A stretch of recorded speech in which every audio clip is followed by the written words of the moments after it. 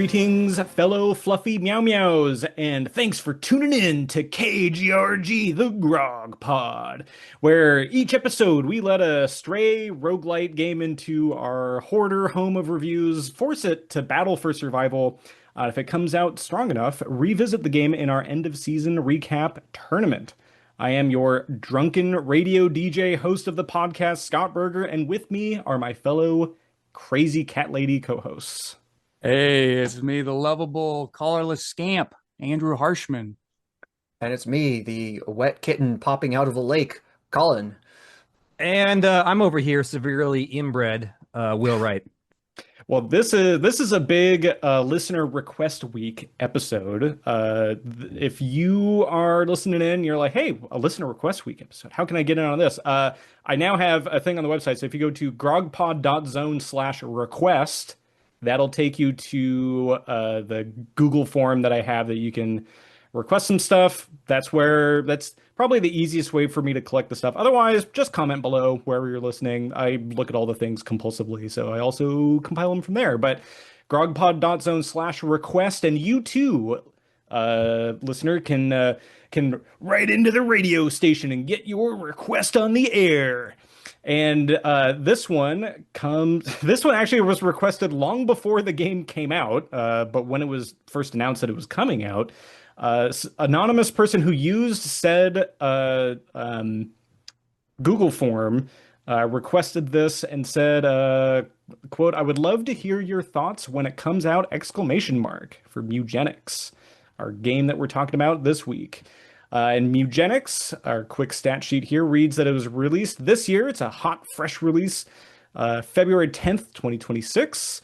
It's currently exclusive to Steam, but I could see this being on everywhere soon enough.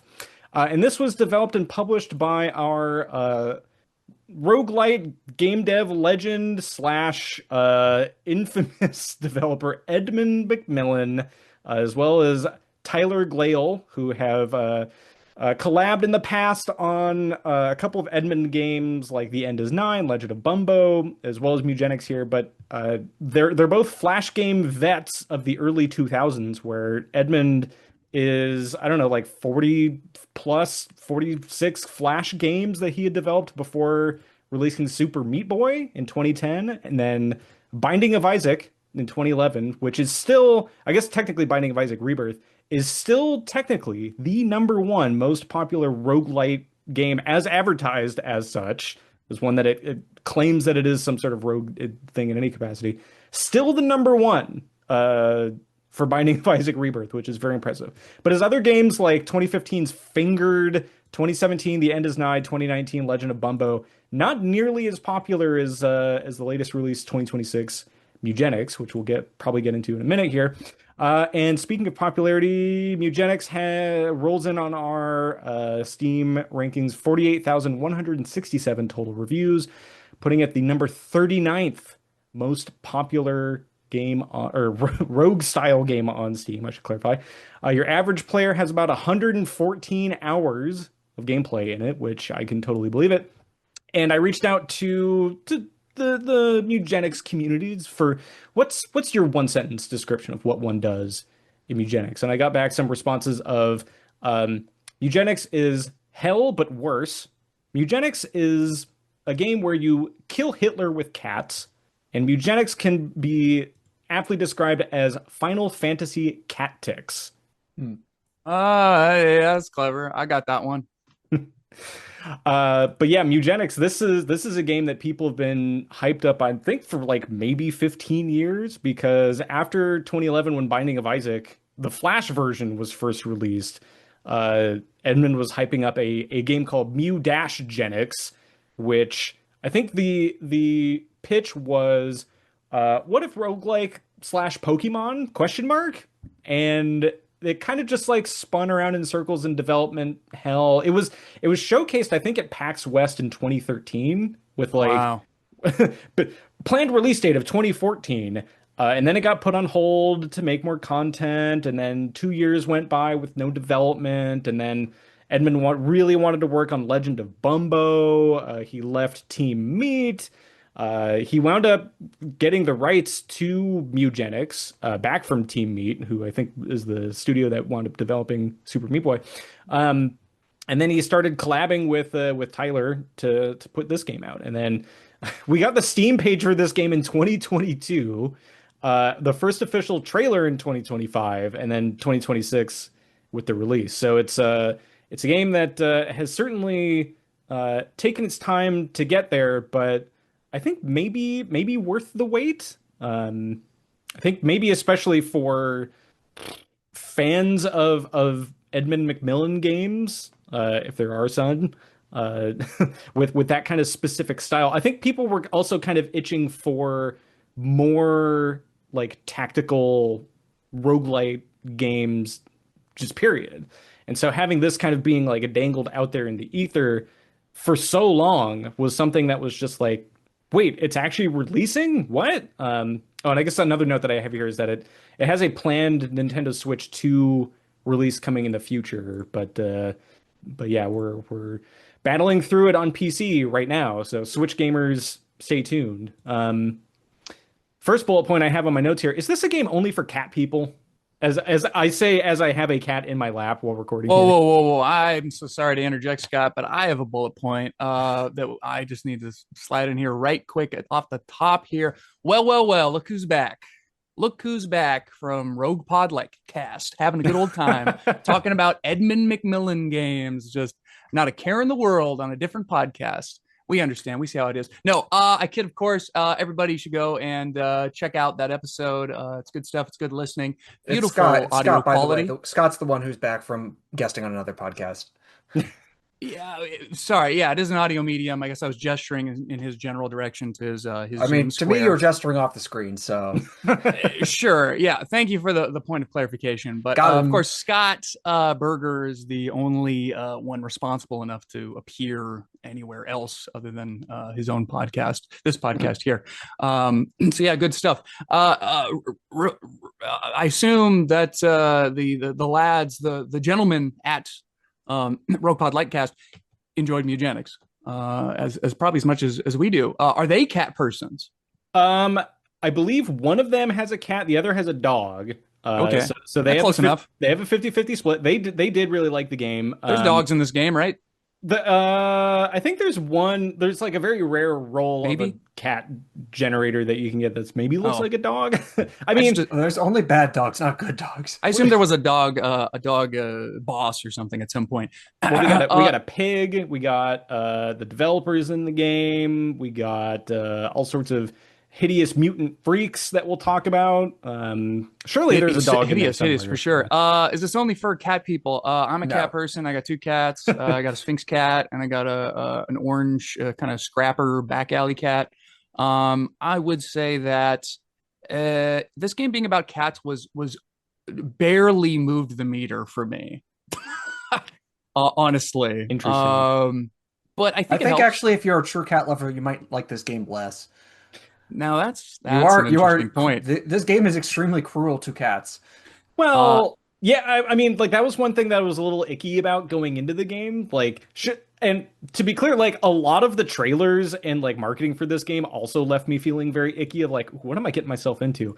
And like battling with cats, like my little Molly here in my lap, she just turned 16 last December.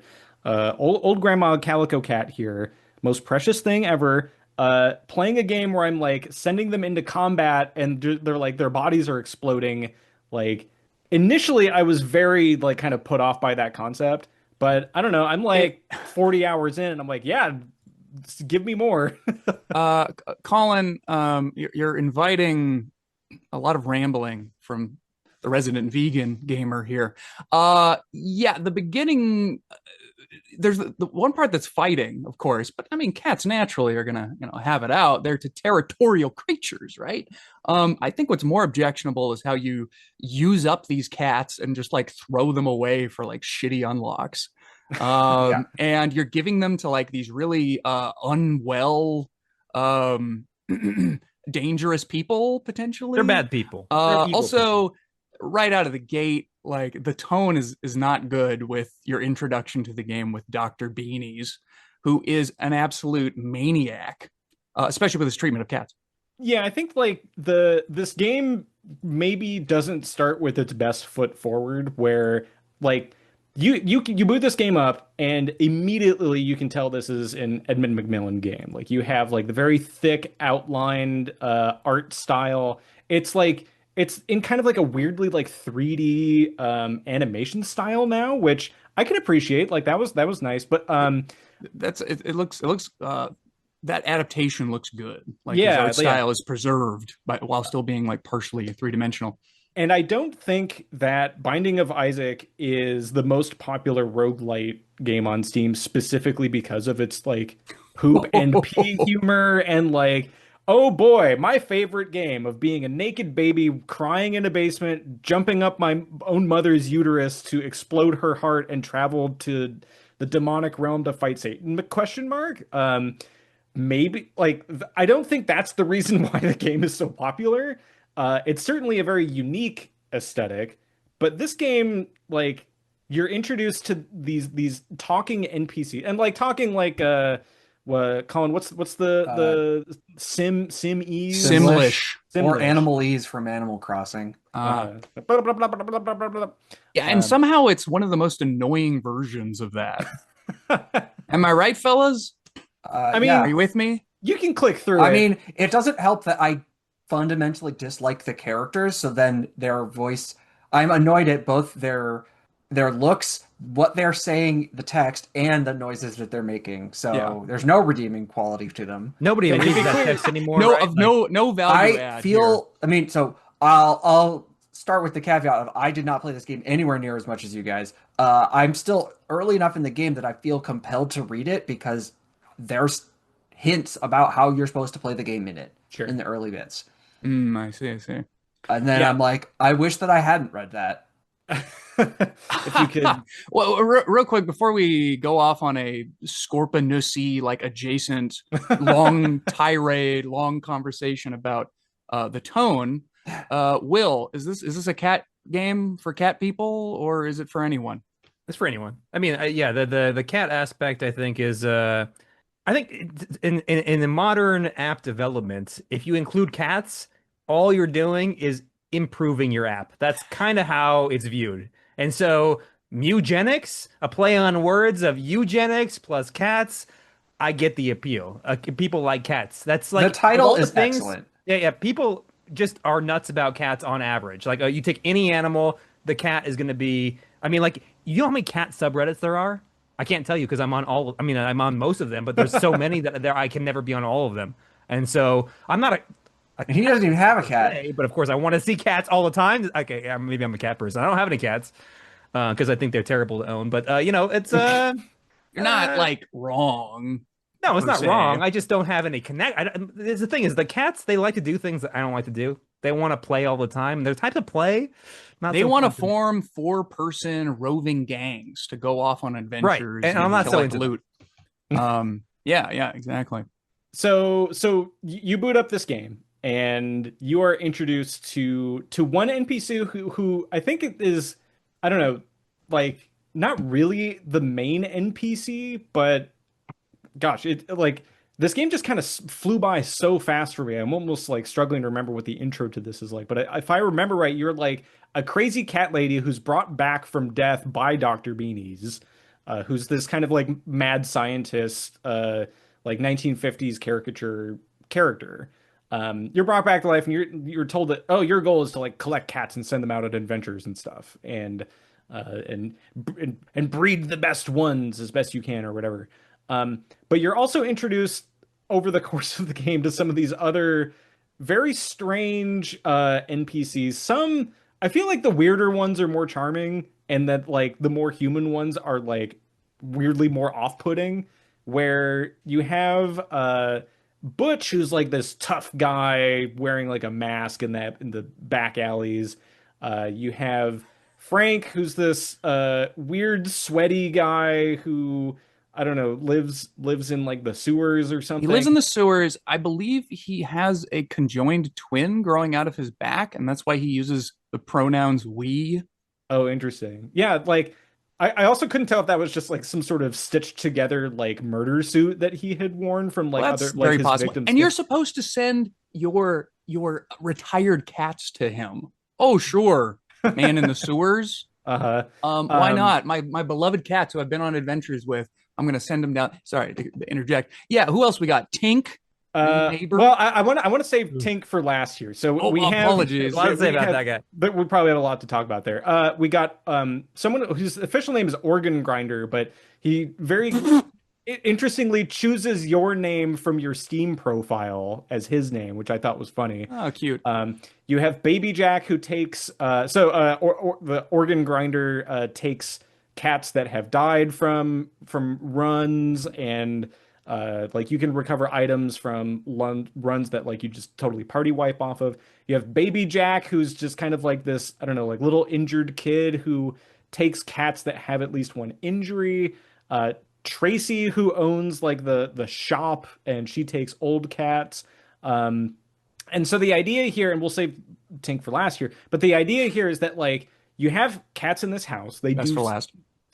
that they do stuff, and it gives you like these options to like quote unquote mill out your deck, as it were, to say like like this one's like its stats are bad, I'll send them this way. This one it's too old to be useful, or it'll be weak, I'll send them this way, or something like that. One of the NPCs that you're introduced here at the start is Tink, who is a universal favorite. We love him.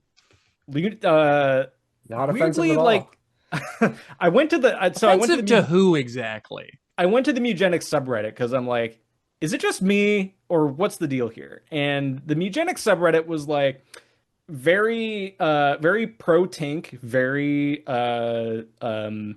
empowered, I guess. So to describe him, he is a very effeminate, questionably straight man, question mark?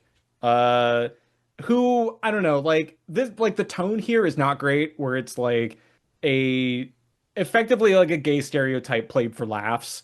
And I don't know, like I felt bad about this being included, where I also felt weird that I was like, why am I more sympathetic with like the guy who eats dead cats and like the one that takes retired ones than this guy? Like, is there something wrong with me? But like, yes. No, I kind of joke. What are we? I'm trying to remember specifically what his dialogue and everything is. I mean, what is so objectionable? He doesn't have voice acting, so there's not offensive voice acting. The writing, what is so bad about the writing? Honestly, my immediate reaction, I didn't think I was gonna have to. I did not expect to be coming to the defense of Edmund McMillen, and I apologize, I don't remember the other dev's name. My immediate reaction was like, oh, I kind of like this guy. Like he's kind of really just like out there and like intense.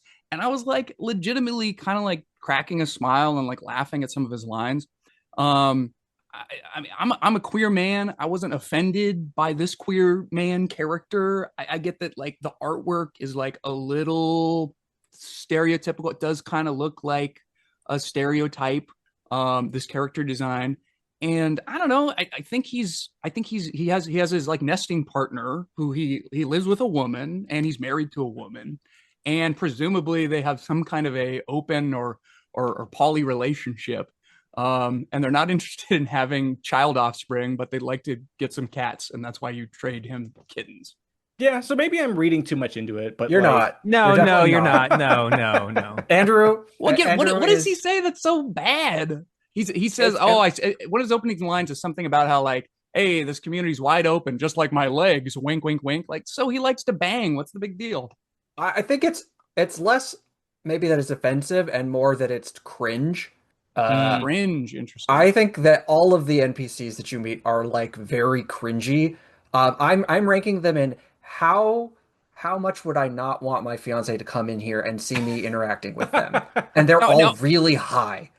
Speaking of cringe, I will say that it is rather cringe-inducing that this character, who is a bit of a flamboyantly gay man stereotype, his name is Tink. Are you kidding me? I think that's one letter off from twink, which is not an offensive term, but it's like, I don't know, it feels at the very least not very creative. Honestly, in terms of cringe, I would rank Mr. Bean's way, way higher. All this a science, business, horrible. Interesting. I don't know. I feel like I kind of put Tracy and Tink on the same level of like I like the gameplay systems and art design and like basically everything about this game except the NPCs. Where if like the NPCs were just kind of like there but like didn't talk, I think that would be better. Yeah, I would like this game better if it had no theme.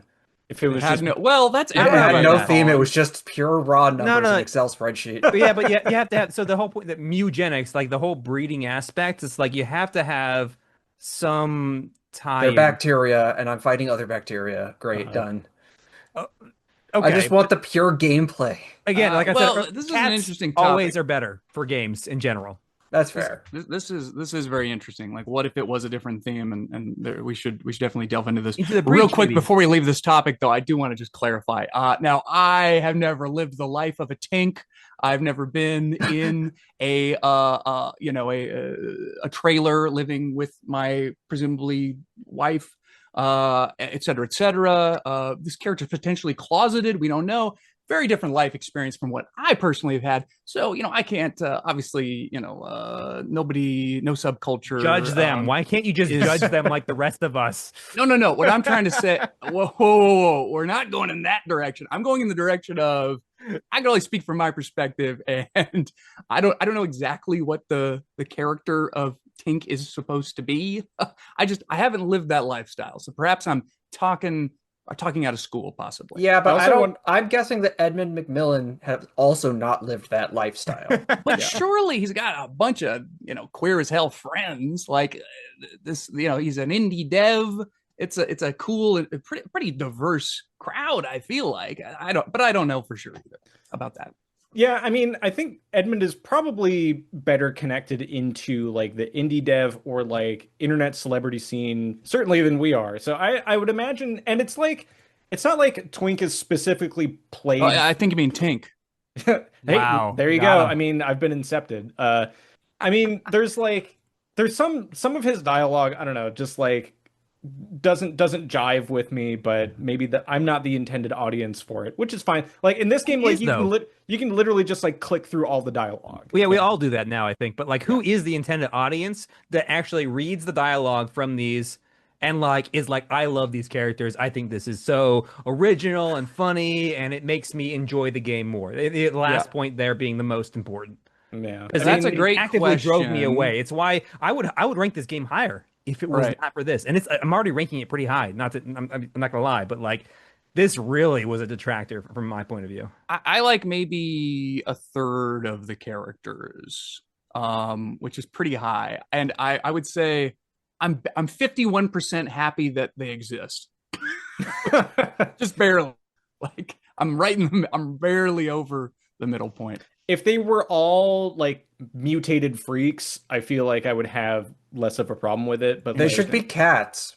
Ooh, they should also be cats. Everything should be cats. There should be no humans. So cat slavery as a theme. That would be that's interesting. Yeah, if the cats are selling the cats, they're taking the cats.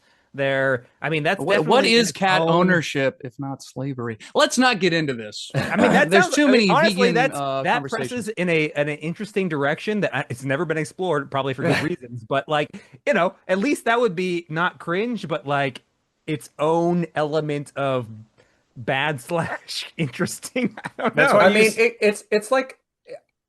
This whole thing kind of feels like they did not do that as an exploration of like actual historical human slavery. That would have been very unfortunate and a very bad choice. And the choice that has been made is better. But I do like the idea of just it being a world that's populated only by cats. That could have been kind of fun.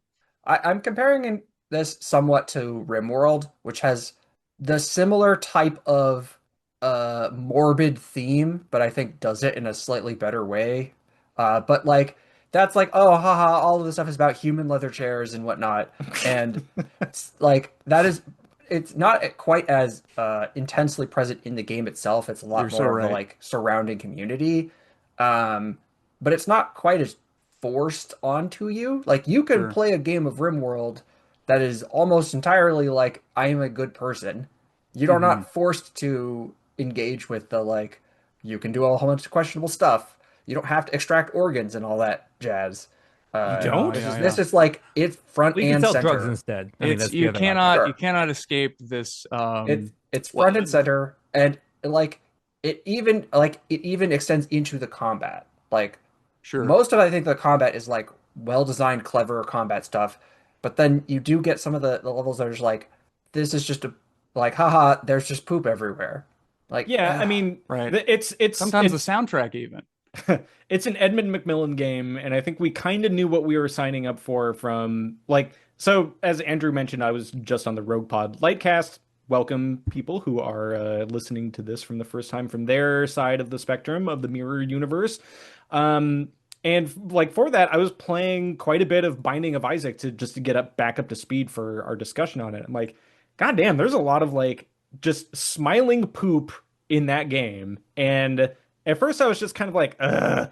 But over time, like it just kind of washed over on me, and I'm just like, yeah, okay, it's just like it's there. I don't really care. It's just like a blob. It's a brown blob with a smiley face. And at that point, like I don't know, I just kind of went like blind to it.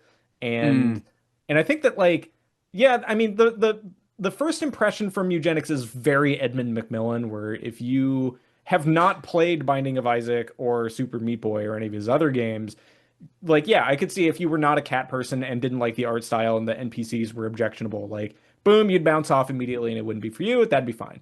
But I do think that like this game like becomes like cartoonishly fun the more that you play it, where like oh no, like this party of cats that I went out on an adventure with, like one of them got stomped and like their little cat organs are flying across the room. Like part of me is like the Gibbs in this game are almost as good as Dark Tide's Gibbs. Yeah, I was shocked the first time that happened because I legitimately didn't know that a cat could permanently die. yeah. But that kind of that aspect of like, you know, I think a lot about like my own cat and her health and like being on kind of like the edge about it every so often. There was, you know, a little bit of a scare last year, but like that kind of stuff, like I'm just like, oh man, like I cannot think about animal violence like at all. And I was really worried like going into this game, like, oh, I'm gonna be super off put by it. But over time it just became like almost kind of like a D&D like fantasy simulator that just happened to have cats in it and like cartoonishly so. So yeah, I mean like I can see it being like weird, but I think it's well done and like and again like we'll get to it, but like late game, once they start to become like that end scene from RoboCop where Emil falls into the toxic waste and he comes out and he's like Yeah, yeah, yeah.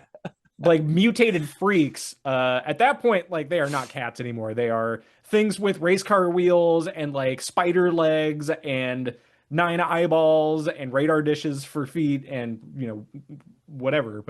Um, but yeah, So for all of its all of the potential issues with the theme and the writing and the art style, just the overall aesthetic, the cat generation is great. Yeah. It's great. Consistently 14 hours in, I'm still smiling and chuckling at these beautiful goofballs that are being created. And they really nailed that part. Everything else about the character design is like, oh, this maybe doesn't work for everybody, but I love them cats. yeah, the parts that are good about this game I think are very good. Were like yeah, like the individual cats. So you have this house and you start with very few rooms and a whole bunch of different things in this house that will increase the appeal of strays to come to your house, and you can pick them up with your mouse and drop them down. And every time you select a cat, it'll go meow, but it will do so in one of I think like 100 plus uh different celebrity voices or you know internet famous people that Edmund has leveraged his contacts for that have ranged from everywhere from I wrote it down here. Everyone knows who Bobcat Goldthwait is, but we have David Harbour, who is the sheriff from Stranger Things, does a voice for one of the cats. There's some people from a bad movie YouTube channel that I follow, Red Letter Media. We have Tay Zonday, who's famous from the Purple Oh, Rain yeah. song. And notably, we have That's the one Colin picks up. Sorry. and notably, yes, of course. but also the guy who plays Mark from the Room movie, Greg Sestero, is also another cat meowing voice. Wow. I know this the game. Mega 64 boys offered some voices as well. Did you say Bobcat Goldthwait Yeah. is in this game? That's what the IMDb credits said. Is if that could be credited in this trusted. game? Wow, that's incredible. For those who we should don't probably- know, A comedian. He's the 80s comedian that like he has a very distinct way of speaking. He's on NPR. he's got a very distinct way of speaking if you can understand what he's saying. Exactly. He famously like lit the chair on fire at some like late night show. It might have been Letterman, like just set fire to it. He was in the Police Academy films also. Oh, interesting. But yeah, so You'd recognize him. We should He's also a probably director, describe critically. a typical run in this game. Critically, I he's a realize we've director. gotten through all this. We haven't even talked about yeah, like, there- what the there's- game is. Oh, this is a. You're right. yeah, there's a lot going on in this game. So you have this cat house breeding scenario, which maybe we'll come back to in a minute. But you kind of just like look through these cats to see what their stats are, and you'd be like, oh, these four seem good. I'm gonna drag them over into this adventure box, and you send them out on an adventure. And this is interesting, where the game is kind of broken up into 3 acts, as it were. And for the most part, I think people listening to this will have mostly engaged with the Act 1. Act 2, I think fewer people have. And this game is just, like all Edmund McMillen games, is just a bottomless pit of content. So I don't know if you made it to Act 3 yet, but... negative. Okay, so... 60 hours. Yeah, and I mean, there's a lot. So in a typical run of this game, you'll pick an act. So let's say Act 1, you go to the alley, and kind of in a maybe Slay the Spire-ish, if you squint your eyes hard enough, format, you're going from like an event, store, battle, branch kind of node system. But in some of these levels, they're kind of, it's like the Slay the Spire like node map thing is like in a fixed format, and you interestingly have the option to like go along an easy path. Maybe you won't get as many pickups or food items or treasures and things along the way, but you have like a mini boss fight, and then you have the option to go down the hard path, which will have harder fights. Maybe you got like a really good synergy and build going. You've got some items that you've brought into your run here, and you're like, oh yeah, I've got an unstoppable combo going already. Bring on hard mode. Do some more hard fights. You get some more goodies. But then you'll come to the act boss for one of these stages, which I think the alleyway just has the one boss, or do they have? I think no. Yeah. So there's like a couple different options of bosses for some of these different levels, and the alleyway, for example, has like the 2 different bosses between Radical Rat and Queen Hippo. But what's interesting is like as you're progressing through this biome, one of many, the background music will be kind of like there and present, and like it's an instrumental background track that's specific to that biome, of which there are many biomes. As you're in combat, but when you get to the boss battle, it's the same kind of instrument. It's like an upgraded version of that instrumental music with lyrics. And as you're fighting some of these bosses, it's like, oh, now like the theme and like the lyrical meaning of like that act is now kind of revealed in this boss fight. So you'll be fighting Radical Rat, and you'll be hearing stuff about making a rat sandwich from the lyrics in the background, which I was impressed at how much effort went into the music for this game. Yeah. And like I was really kind of like blown away by like, wow, this is like they really swung for the fences for like this, making the boss battle music like drop so hard with like, ooh, now it's got lyrics, and like they're like Yeah, like that's probably the normally in a game, a roguelike game, I would not expect adding words to the songs to make it like better, but it does work for this, like partially because the music is very good. or at least very, very earwormy. Hmm. Indeed. Yeah, but we never mind. Let's continue with the praise of the music. Yeah, eating rats. All right, come on. That's where it's at. That's where it's at. And I was singing that at work. I was scrubbing dishes and I'm chasing rats, you know. And I'm sure my coworkers thought I was. Well, I was basically acting like I do on any other day. But you get the point. Very earwormy. That was stuck in my head for days. And then what's the other? The toilet, the sewer song, embarrassingly, was stuck in my head for a while as well. The poo poo pee pee humor, it's infectious, I guess. Yeah, you would not expect this, and I think the quality on display here with the soundtrack speaks to is maybe a microcosm of the rest of the game. It's like, yeah, a lot of these things maybe shouldn't work with this game, but like they're of such high quality that you can't deny, like, oh, this is a good product. And the music is an example of that. It's such high quality. And there's what, like dozens of these songs, bespoke songs with lyrics.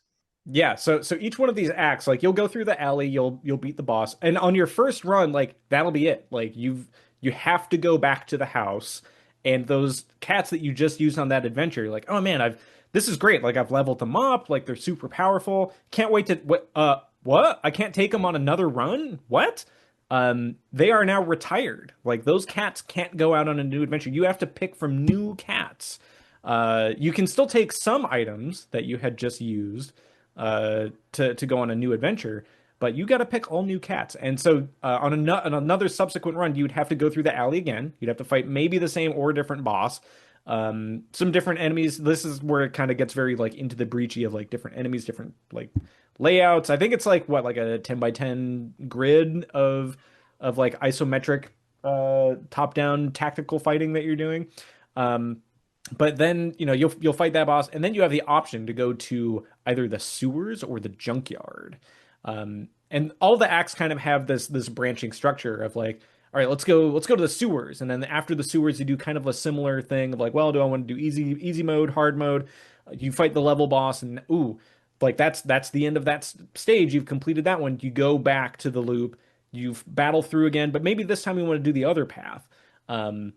And so each of these has like a branching path with one, two. So each act has like 5 main levels with like a bonus like super hard level at the end that you got a mini quest or side quest objective your way to the end for.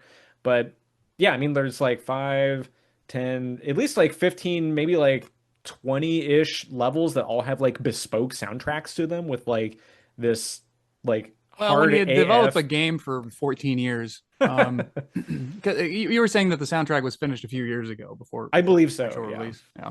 So yeah, I can imagine that they had the level design and like the themes that they wanted in their head, but maybe they just needed some more time to cook on the game mechanics. And on the whole, this is to cop a phrase from our friends over at Roguepod Litecast.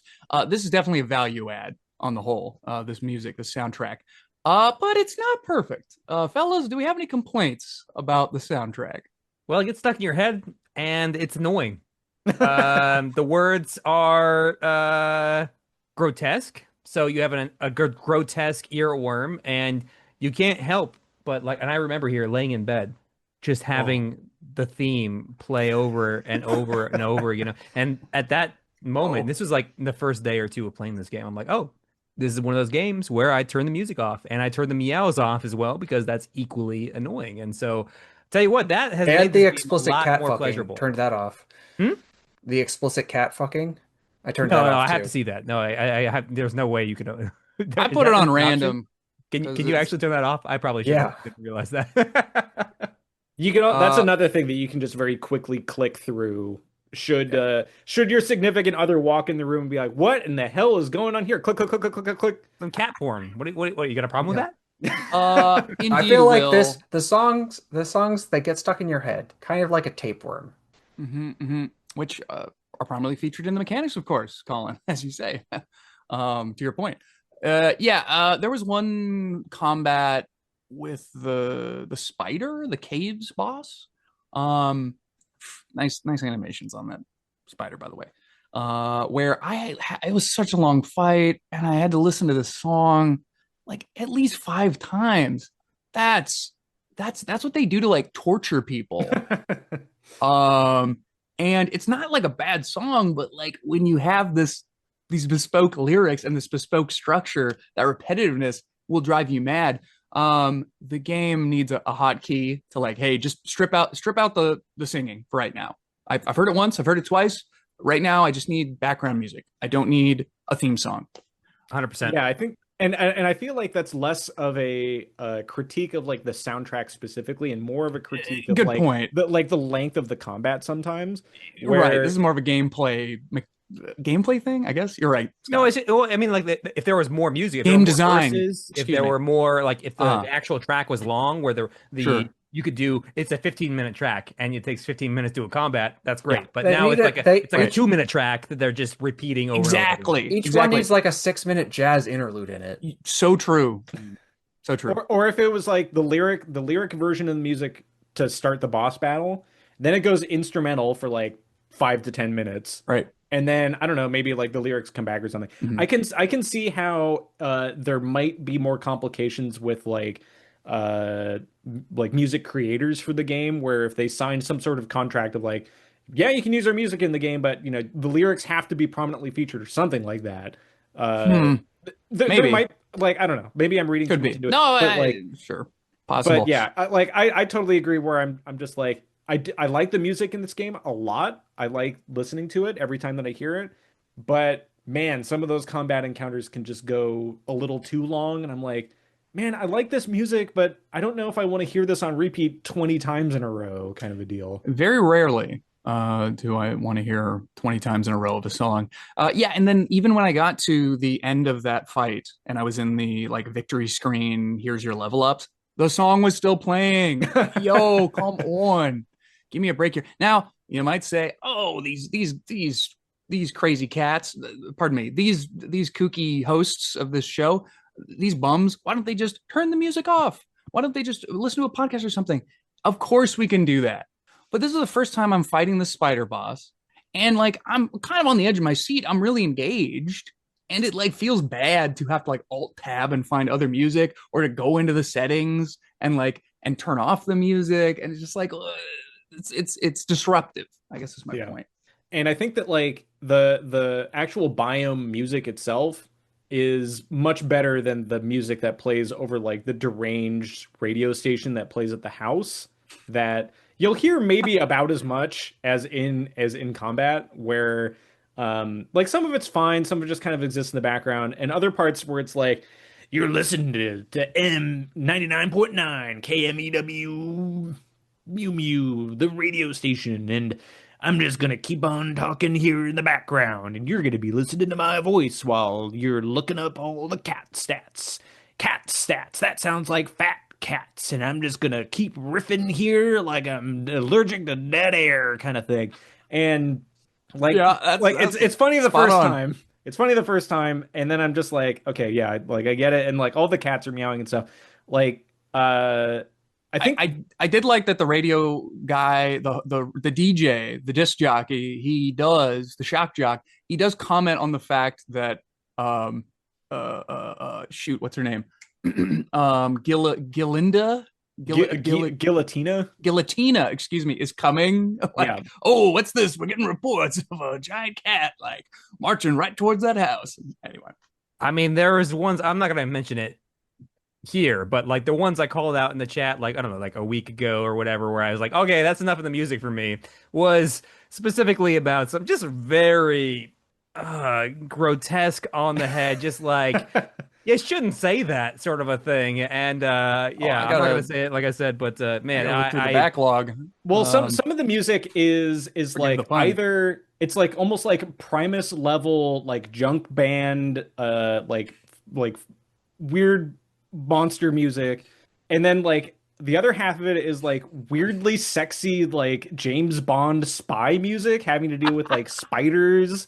But yeah, like there are like, for a game that is principally about cats, there are like kind of, I don't know, like what is this musical genre of like the early 70s that's like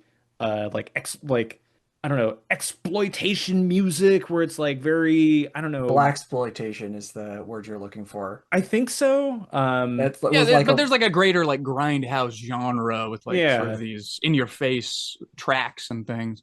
Yeah, a lot of the songs struck me as very uh, rockabilly, Yeah, rockabilly like punk. But then, as you say, there's a lot of like James Bond themes, and of course, a lot of jazz. yeah, like jazz, like 50% jazz, 50% Captain Beefheart's Frownland Oof. album. And it's a unique mix, that's for sure. Just like the art and everything. Like again, like on paper, these are all ideas that you're just like, are you sure you want to make a game about this? It, Where right. it somehow weirdly works. Hmm. But what yeah. do other people feel like? I mean, is there? I haven't actually looked into other people's reviews and all that stuff at this point. Do people like this stuff? I feel like, I mean, we have a closed circuit, there's this very small group here, but we all seem to be in general agreement that like there are some major detractors in this game. Who is into these detractors? I think for the most part, those detracting elements you can just kind of ignore. Like, I don't know, like the music, like to your point, you can just put on mute. The Yeah. poop stuff, after a while, you just kind of like, I don't know, it's just a brown blob that slides around. Poop doesn't Um, bother me for some reason. I don't know.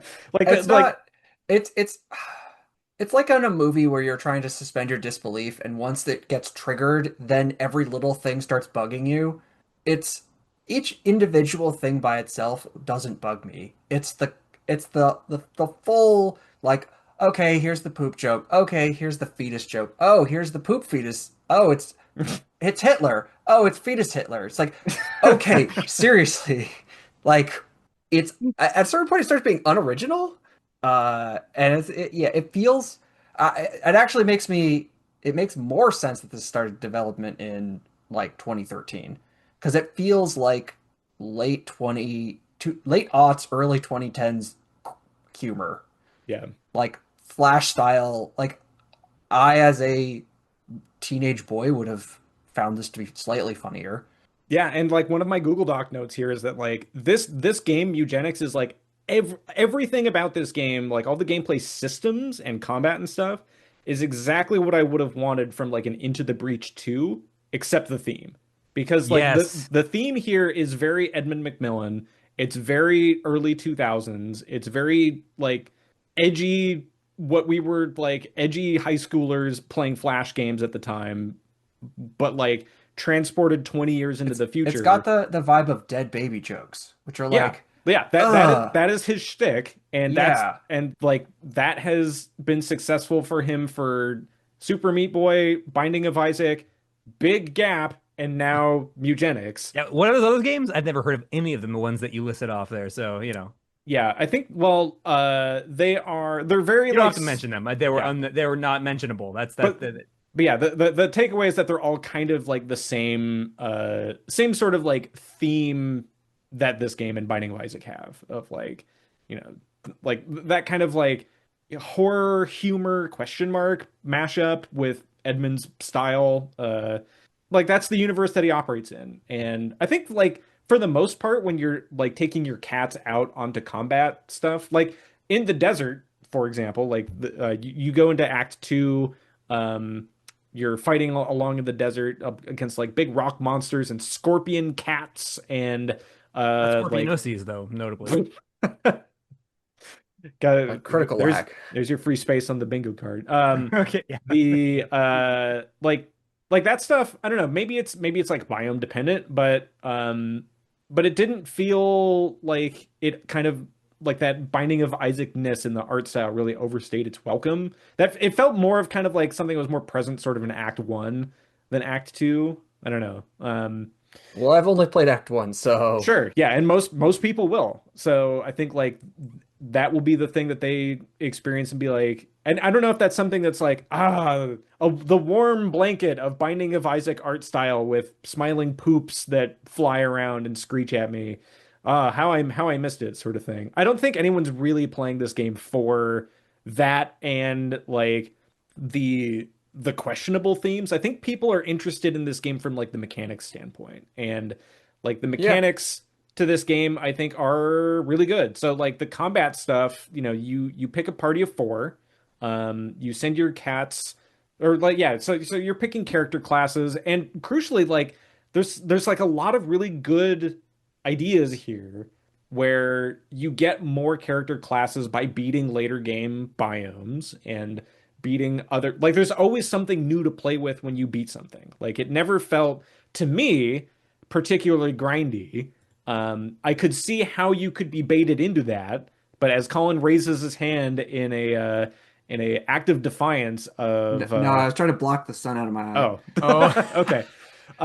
Yeah, so I think like the character classes that you have to pick from in this game initially are like very D&D style, like fighter, hunter, mage, tank.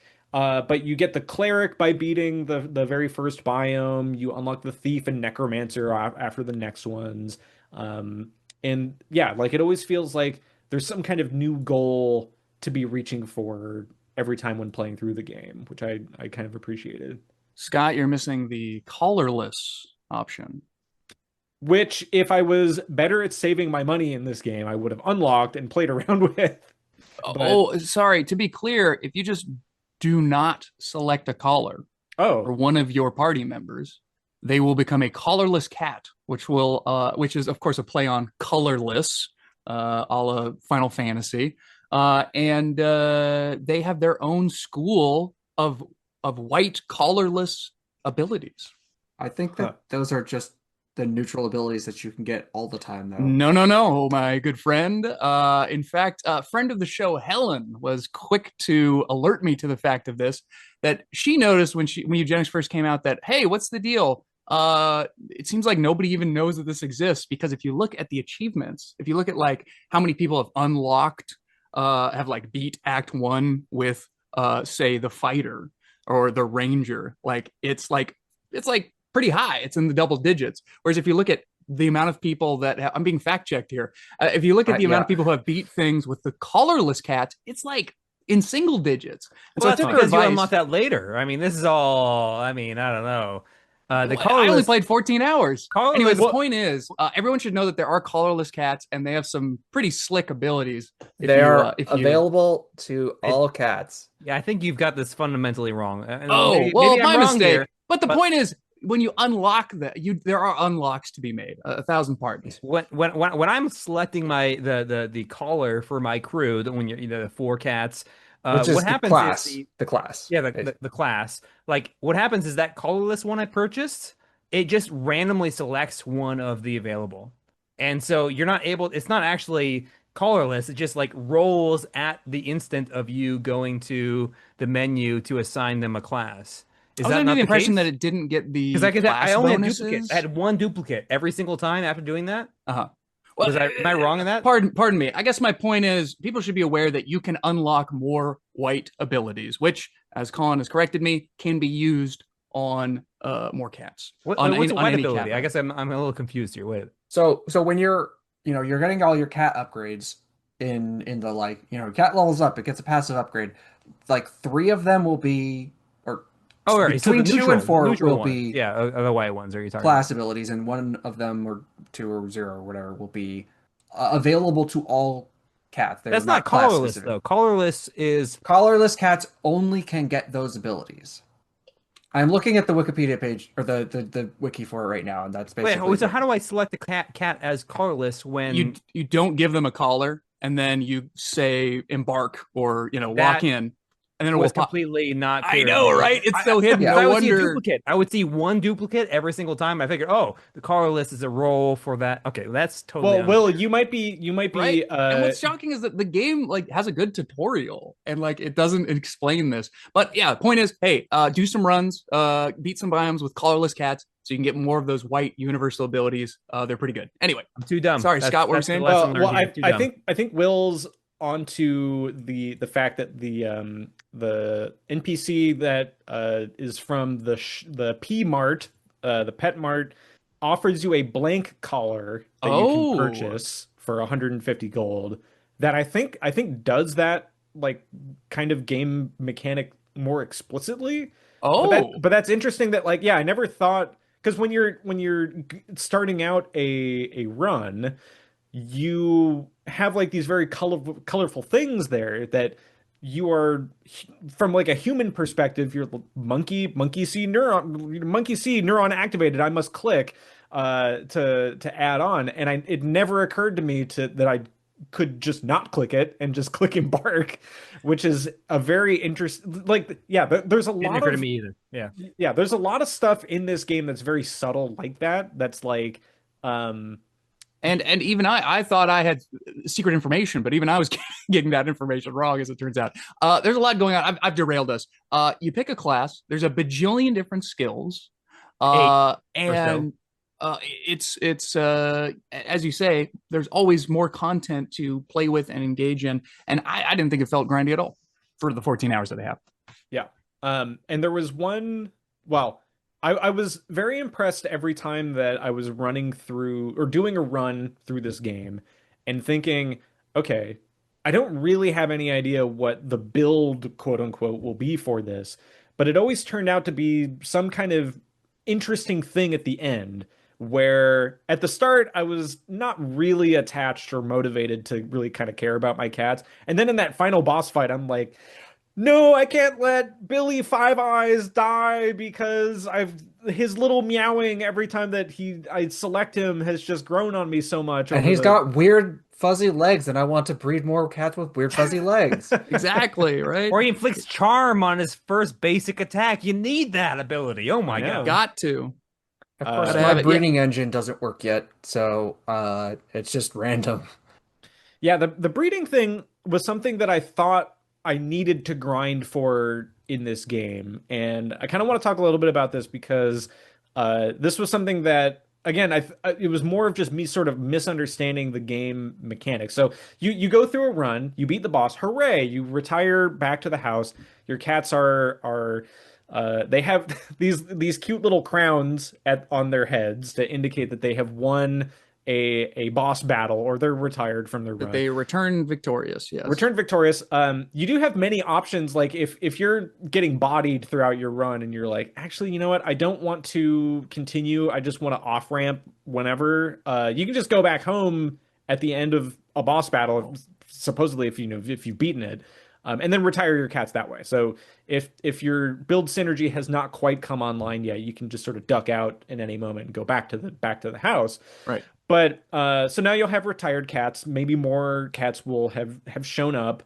And all of a sudden now you have like 20 cats running around your house. They're all meowing. They're all pooping all over the place.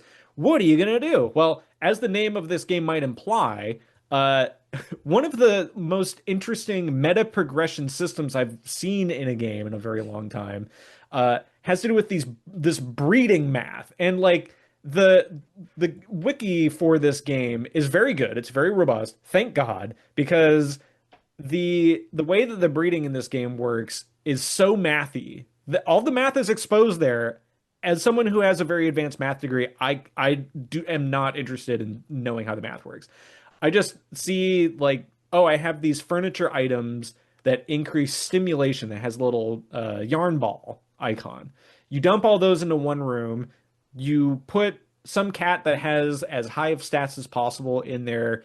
You put cats of the opposite gender in there as well.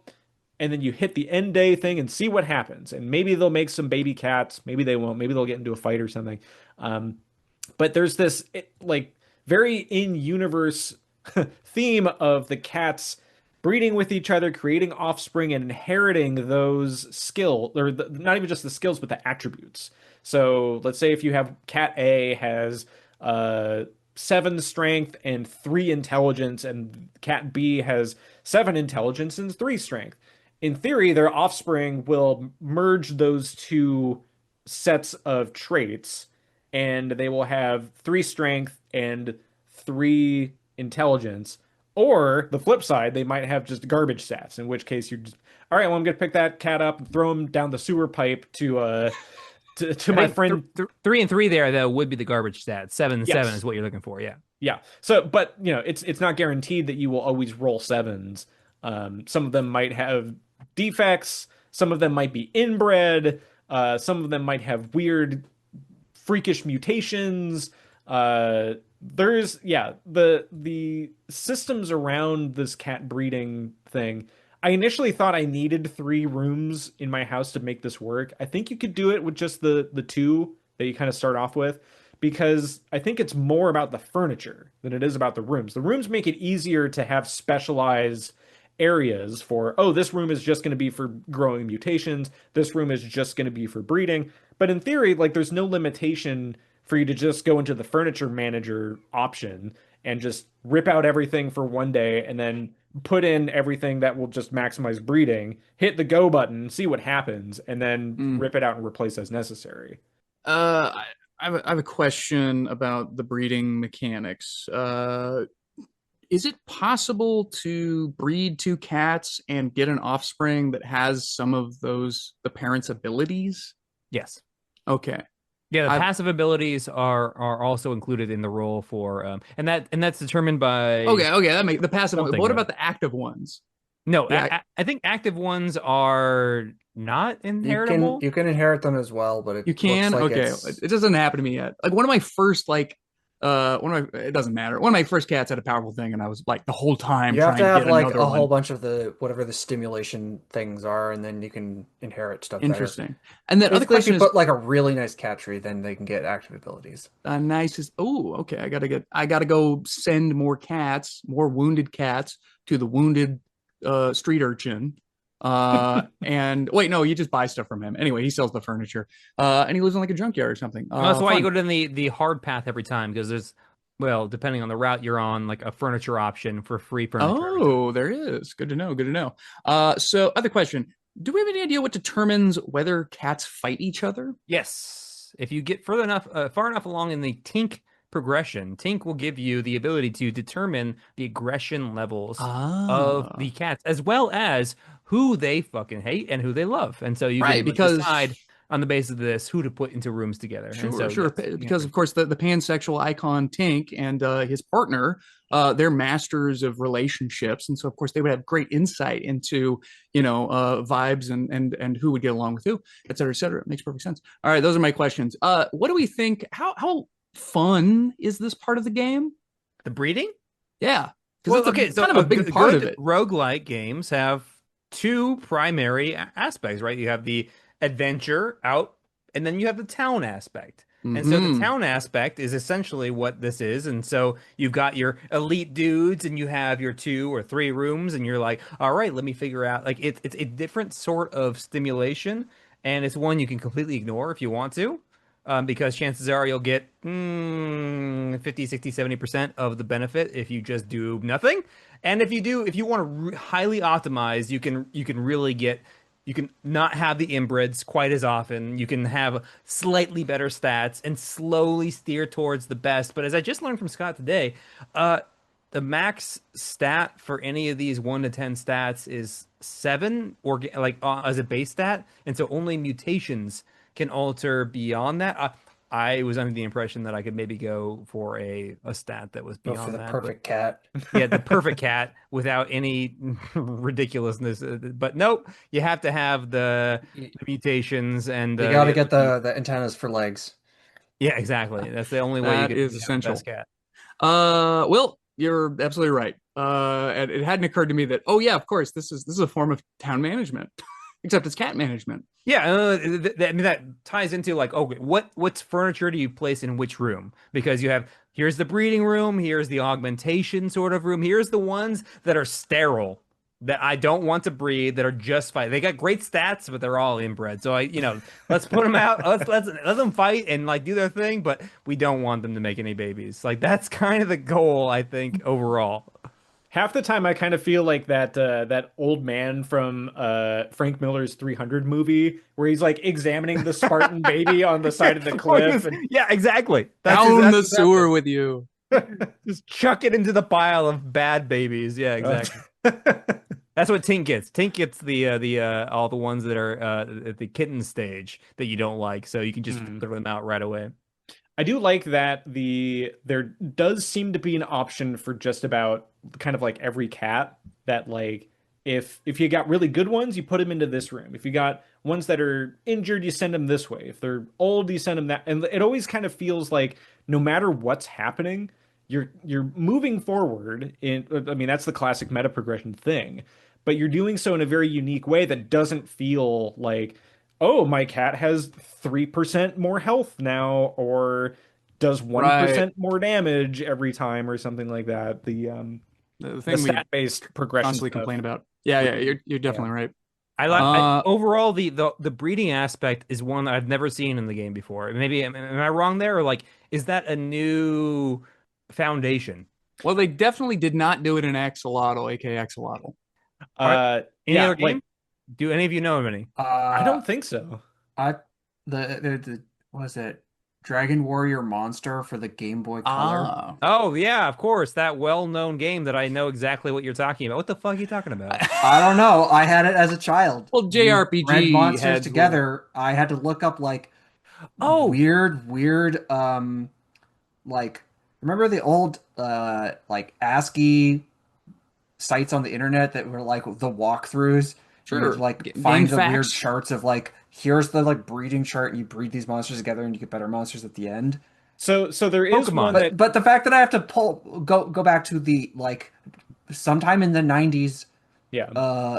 Game Boy game. no, but Pokemon, like I don't play a lot of the more recent ones, but I know that you can like essentially do some breeding and something Yeah, along these you can breed lines. better stats, but you can't breed different Pokemon. Now I know that we're all dancing around the subject of Monster Rancher because as we all know that we played hundreds of hours of it growing up on PlayStation, Monster Rancher 1 and 2. Great traditional roguelike games that we'll eventually cover on this podcast. I haven't heard that in so long. I had this one super epic rock dinosaur that I bred with like a sun mask guy that was just like completely. I know the Sun Mask guy. I know, yeah, it Look was this up. it was What? way overpowered. I think more to the point, there have been, I mean, like procedural generation with this kind of lineage-based evolution stuff is super novel. The only other game I can think of that came out recently that does this is, or well, maybe not quite to the same extent, but with the same maybe kind of idea behind it, is a game called Everything is Crab that came out, I don't know, a few weeks ago or maybe a month ago or so. I like it already by the title. Just But I think that there are it's escaping me right now because I didn't actually think about this when researching up similar games. I was mostly just similar off of the idea of like tactical combat simulators, but like I think there was like one or two others that have that kind of like procedural monster generation or procedural unit generation that you are using to fight monsters with. But this game definitely takes a unique aspect of it from the breeding and genealogical aspect because you can see like the family tree for individual cats, and you can see, oh, this one inherits like the cute fluffy fur from that one and inherits the black color from that one. I recently went on a run that had an entire family of cats from the same family that were all like orange little stripy tiger cats. That was very cute. I was like, oh, this is so cute. They all have like similar kind of meows to each other as well. And all have similar kind of features, which I thought was nice. But Yeah, what you mentioned at the beginning, Scott, of like the original pitch of this game being like it's cat Pokemon.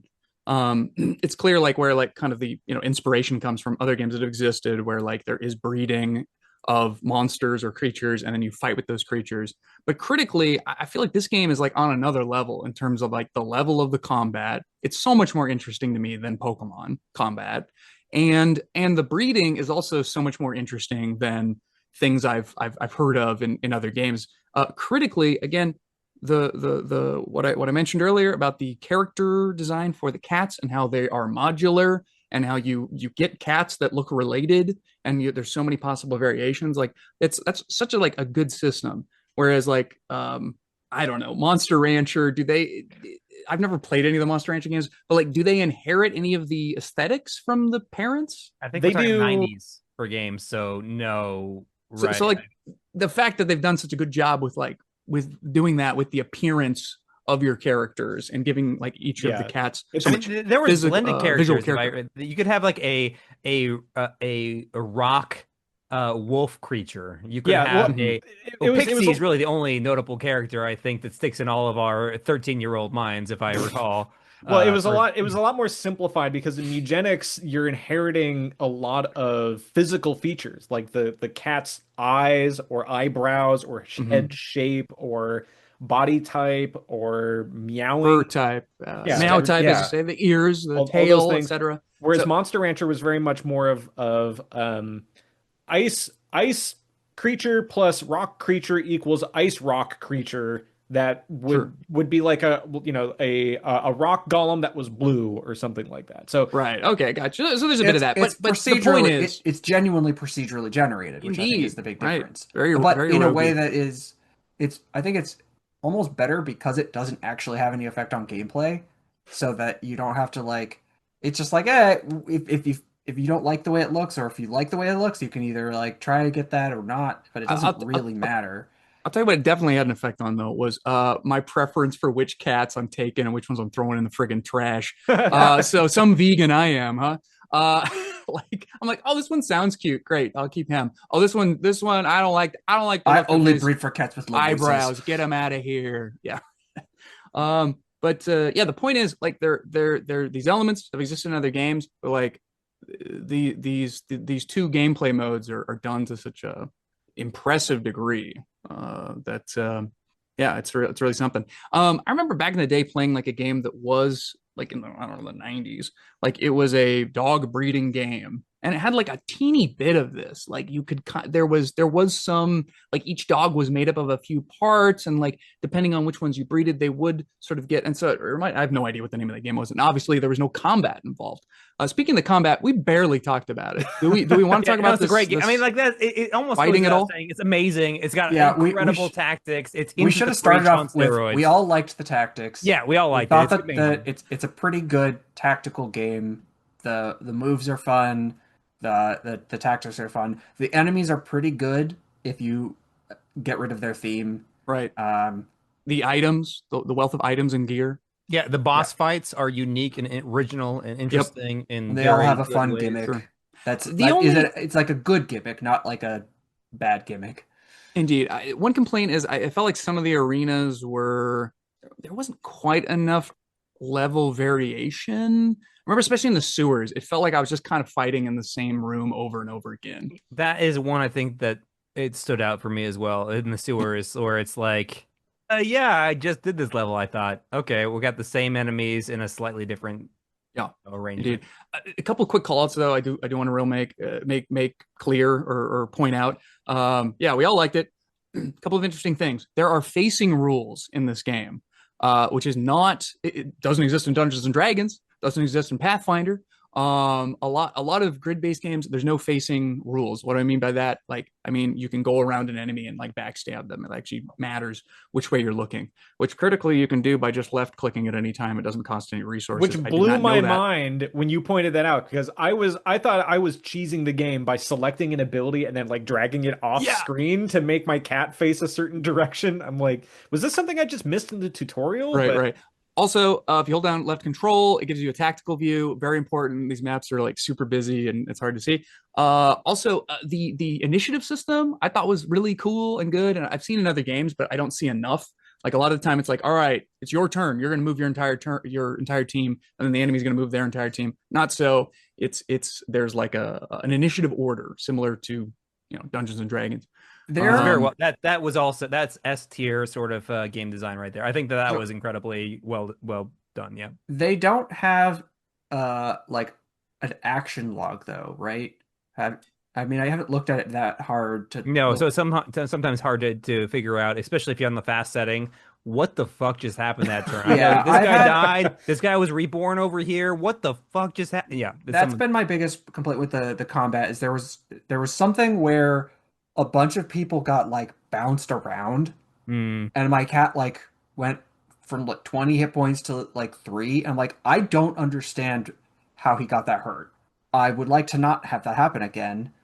What the like what happened. What can you do to avoid it? Yeah, right. Sure. Gotcha. Yeah, if there was, I mean, I had the same complaint over here. I mean, like that's happened to me multiple times where I'm like, do I really need to like slow down and go back and review the footage to understand like why did this character suddenly decide it needed to take multiple turns and take multiple turns where it was confused and like attack all of my allies and kill everyone. Yeah, it turns out they had one. They apparently picked up a passive that I wasn't aware of. Did not see it, and that passive was that it goes insane when it has a certain level of like. And so it would just, and every time it kills something, it would get another turn, and so it would just basically go insane and kill everyone on screen. And I'm just like watching this, like, why are you killing everyone? So you have to do the Alt F4, of course, to get the. Well, we can talk. I mean, if you want to, we can talk about the Alt F4 rage quit sort of like real quick. I think my I really like the combat in this game as well. I think my principal complaint is maybe twofold. Where I think the combat is weirdly either too slow or too fast. Andrew, two times way too fast. Andrew, I think you were right on the money where if there was like a keyboard shortcut of being able to kind of like toggle the game speed in real time while it was happening, that would be great. As featured in Last Spell, of course. Of course. Yeah, I mean, as featured in many games, like this isn't a game from the 90s. Last Spell did it the best. Grimworld. Sure. Yeah, I mean, it seems like you're right, Colin. It's pretty common. Why is it not in it? Also, and every Rogue game since the dawn of time has had an action log, so that's like that's wild. ASCII mud games. Like Rogue had an action log. I think. My bad game has an action log. Everybody and their mama's got an action log. It's so true. Also, there needs to be a 1.5 speed setting. Sorry to interrupt. Sure. Yeah. So there's that, and the combat environments can just get like way too visually busy, where 50% of the screen is just kind of like Battlefield doodads. And I think the art in this game is really good, but it's again another kind of curse of too much of a good thing, where there was one level in the in the caves where I was running around, all the enemies were defeated, and I'm like, why is this still going on? Oh, because one of the enemies had polymorphed themselves into a background doodad, and I had to walk by them to have them like undo that and attack me. But there's like 60 of these doodads on the map. I know what you're talking about exactly. I don't know which one, and like I was literally just having all of my cats run at maximum speed all across the map. Just attack all the pillars and all the doodads, and that's the I don't know. It's a bad. It was maybe a 1 in 100 situation where, because I had an ability that showed me like a backstab tile highlighted, and that's how I found one of them. But the other one was hidden in such a way that like their back was off of the play space, so I couldn't backstab them. And anyway, so I think that like I'm glad the tactical mode exists.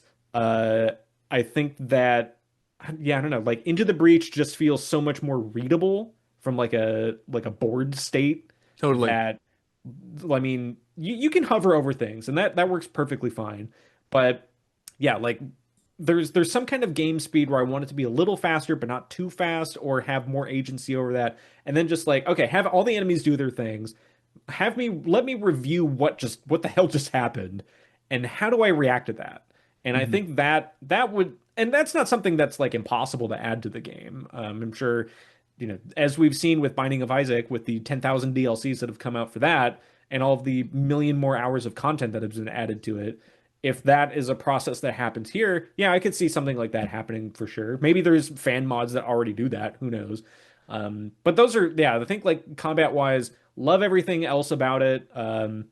Getting so attached to my cats and having them, when they start their battle turn, go meow like a battle cry. I'm just like, I'm all in on it. Moose Mancer, the thief, go and like backstab those coins off of that big spider monster. Let's get to it. Incredible. Yeah, I had an very epic battle this very afternoon. My first time defending the cat house, and it came down to like one of my original cats, like that I've had at the very beginning of the game, like had just enough actions, just enough energy to do just enough damage to epically kill the boss. And it was great. And yeah, recently I went off on an adventure with like two siblings that looked very similar, and I was extremely invested. Scott, to your point, like I pray to God one of these guys doesn't lose a sibling on the way back during this battle, during this adventure. Yeah, it's good stuff. And these complaints about the tactical mode, about the combat, I think we are being a little bit more critical because of how stellar the whole package is.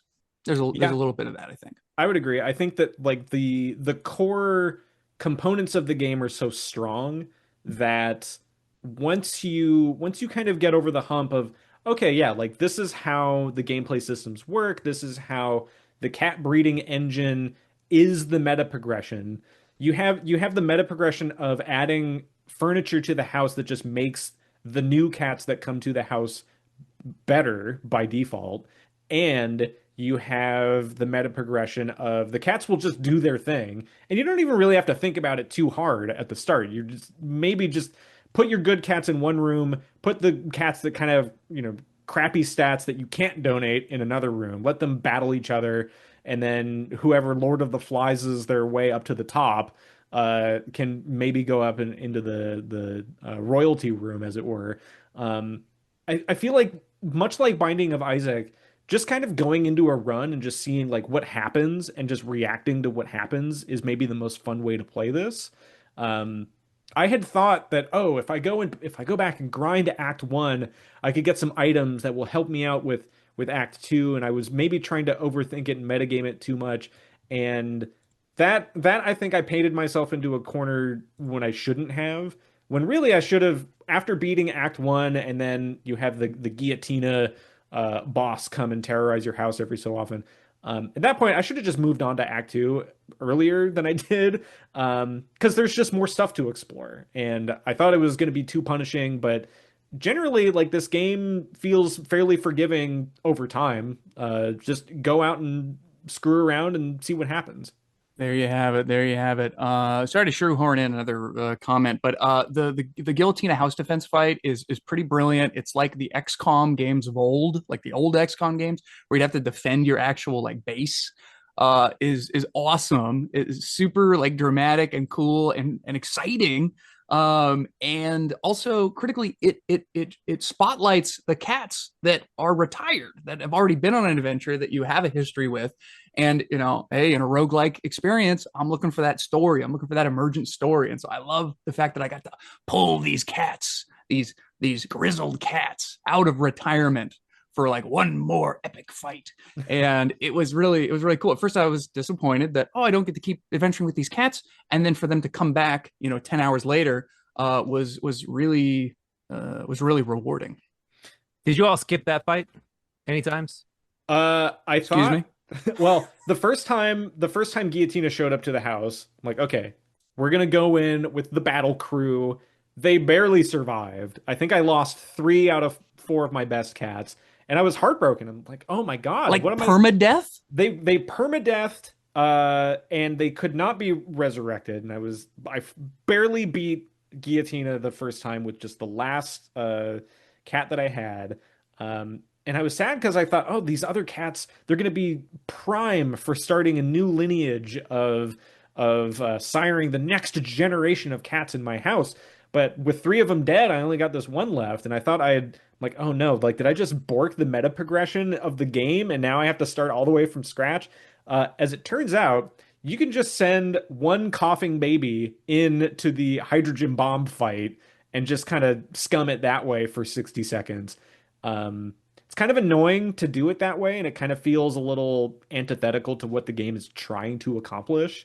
But it lets you. You can just send one kitten that's not a stray kitten, not even a part of your team. You can be like, oh, yeah, guess what? You're the sacrificial kitten. And then you have to sit through the entire fight, ending your turn as fast as possible. And it's just the stupidest thing where it's like, if you can do this, just let me automate it. Just let me skip the fight. Let me sacrifice one cat if that's the cost, to not sit here for a few minutes and wait for this to end. Yeah. And I think that like there's that, and then as the game gets bigger and you have more rooms in the house, and let's say you have 150 cats going at the same time, sorting through all those cats is just a disaster. Maybe it fits the theme very well of being a crazy cat lady hoarder, and much to the adage of trying to herd a bunch of cats to do something, that because they're all running around the house and trying to pick one up and drag it around, or Is even there any just advantage to having that many cats? um you if you put a lot of them into like a battle room, maybe they'll fight and like half of them will be injured or something, and then you could just donate like 12 cats at a time or something like that. But I don't know if there's a hard cap on that. But it does feel as though the more cats that you have, the easier it is to kind of run that meta progression genealogical engine. I can't believe I'm saying that phrase. I don't think I've used I that phrase see. before Yeah, on the yeah, pod. yeah. And it also banks up a lot of cats that you have that have good stats. So if you have 9 or 10 cats that all have two stats that are a seven and all the rest of them are fives, that's going to be like a really solid squad to just go and do multiple runs with over and over again. And like that could easily win you the next act or two just from that. Have the pure, uh, genetically pure babies. Basically, but yeah, I mean, I don't know how Game of Thronesy and inbred it gets in late game, but as the mutations start to pile up, yeah, the purebred almost starts to get into pug breeding territory with the squished faces and freaks of nature that are abhorrent That's exactly right. for God to behold. But Because you'll have your like your princes and princesses essentially in this room all walk together, and hopefully because some of them will probably want to bang their sister, and so it's like you have to have them like in the room, but there's also their distant cousin where the child they have is maybe not so inbred, and so you're really hoping that you can maximize those stats, and so you And just every once in a while, you throw in a stray in there, yeah, the stray and then you keeps get the. the blood pool or the blood the gene pool it's somewhat refreshed. It's a very sloppy science. Hey, before we get along to ratings here, I'm curious, do we think this is an especially hard game? I only just made it to Act 2. I've only completed the first biome of Act 2, and I've only ever lost once, and it was because I misunderstood how the rats' bombs work. And by the time I realized my mistake, it was too late. And I mean, to be fair, the Guillotina fight was incredibly stressful. But again, if I just prepped slightly better with better party composition, I don't think it would have been that hard. I almost lost to the sharks. They went like 16 times in a row. Oh, because of their bloodlust. Yeah, the Yeah, sharks. I The did sharks not. Blood in were, the water. I for did those who not. don't know, they attack multiple times based on the number of characters that have bleed that as an effect, Oh. and so they can attack many times, and it's just kind of Yeah, exponential in a I sense. had stuff that accidentally gave one of the sharks bleed, and Oh, then that yeah. spiraled more too. Then they gave all my cats bleed, and then they really went. And I did manage to Speaking of a survive it. blood pool, I managed to survive it with one cat with like 3 hit points, and I was like, all right, cool. Yeah, I think I've only ever been total party wiped once, but the times like there's so many off ramps in this game where if you are losing cats and either you'll lose them all in the boss fight or you'll escape with your tail between your legs. And at that point, you'll be more incentivized to go home as opposed to I continuing. I did go home in that run. I beat the Yeah, boss fight. One of my cats was perma killed in the fight. So I was like, and one of them had like the cursed stone that gets all of your it starts with all of your points plus 3, and then each battle it gets -1. And Mhm. that was the only way I managed to get through that battle, and then I was like, I'm just gonna go home. yeah. And so I can appreciate the game not being overbearing with its difficulty there. There are more difficulties to the game. So we've only been playing on noob easy mode so far. Um, I think after you unlock the Steven NPC, who is as Will kind of hinted at, like this anti-save scumming mechanic another creature. terrible, hateful stereotype. No, I have no idea. Who's Steve? What are you talking about? He is this amorphous blob creature that will kind of show up every so often throughout the game. But they offer you unlocks for different like difficulty, I guess maybe ascension modes, question mark, for the game to make it harder. Because yeah, like I think the game is kind of hard to start because you don't have any items. You get items throughout subsequent runs. You can increase your item storage through subsequent runs. You can sort of mill what items that you have to take into runs. You can only use them basically twice before they have a high chance of breaking before they come back. So you can't use them all the time, but which I think is a good idea and a good mechanic.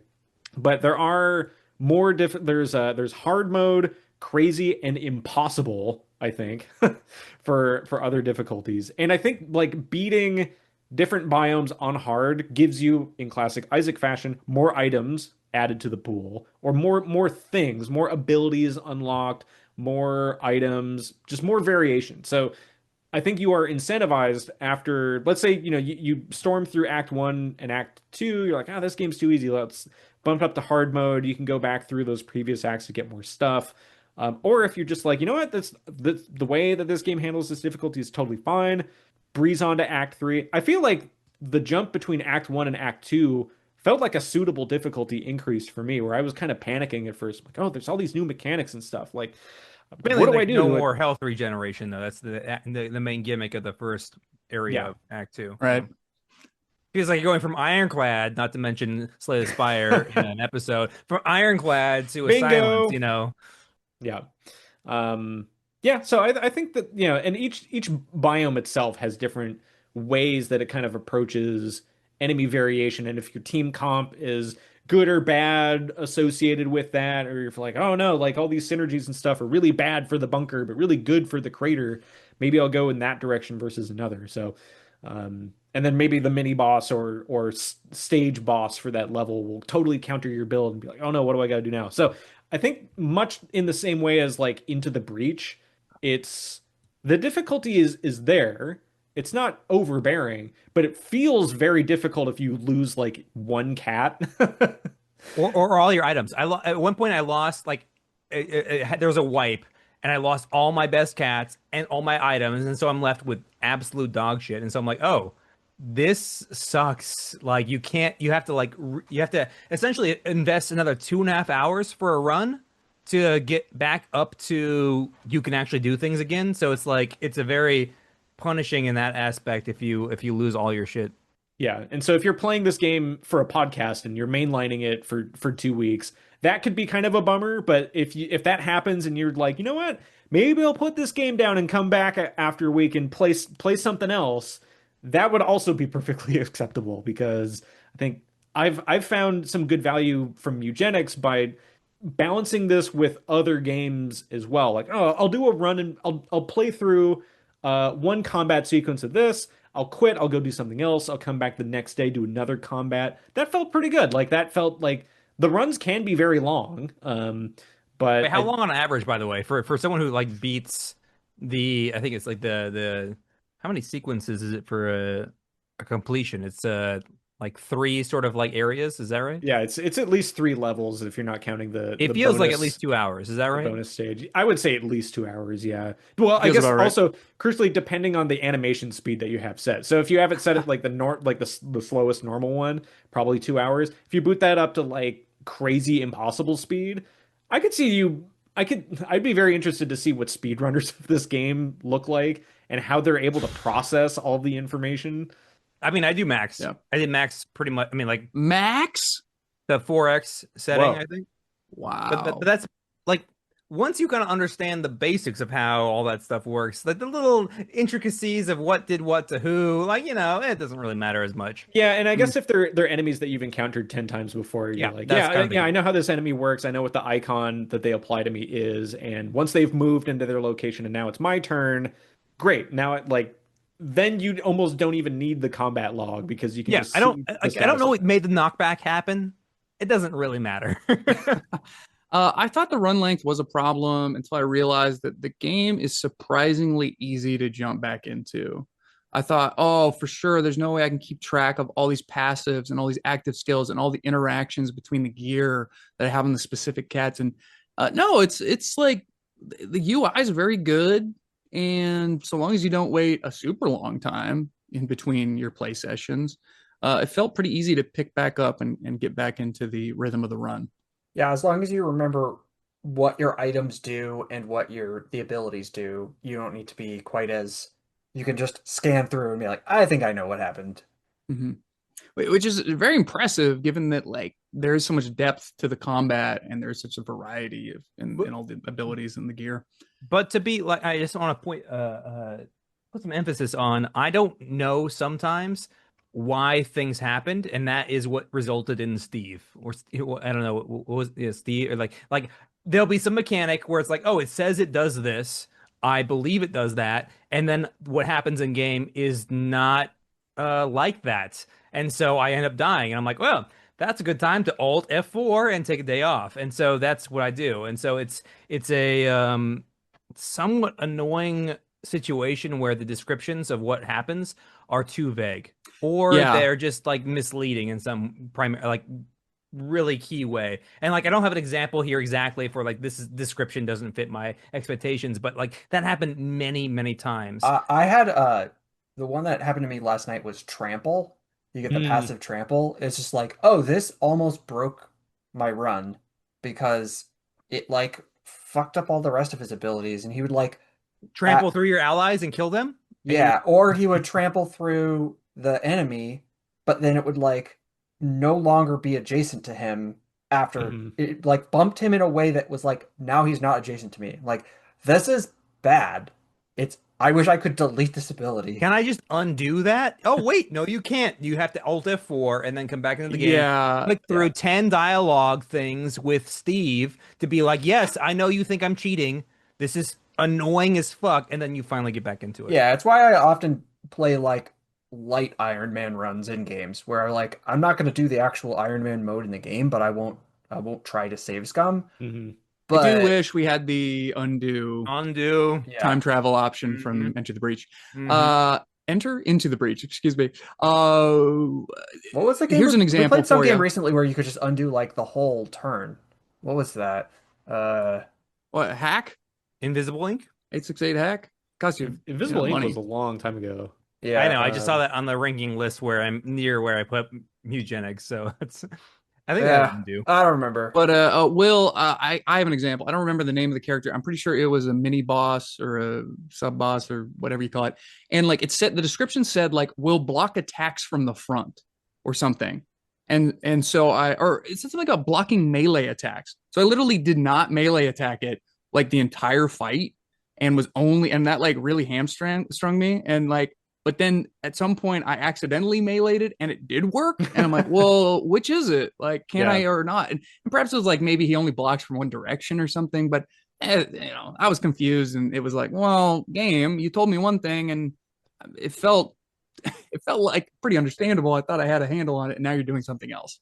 Feels bad. I think that's the way everyone, I mean, if I'm going to project my feeling and your feeling here onto everyone, that's how everyone feels about this. Yes, obviously. Indeed.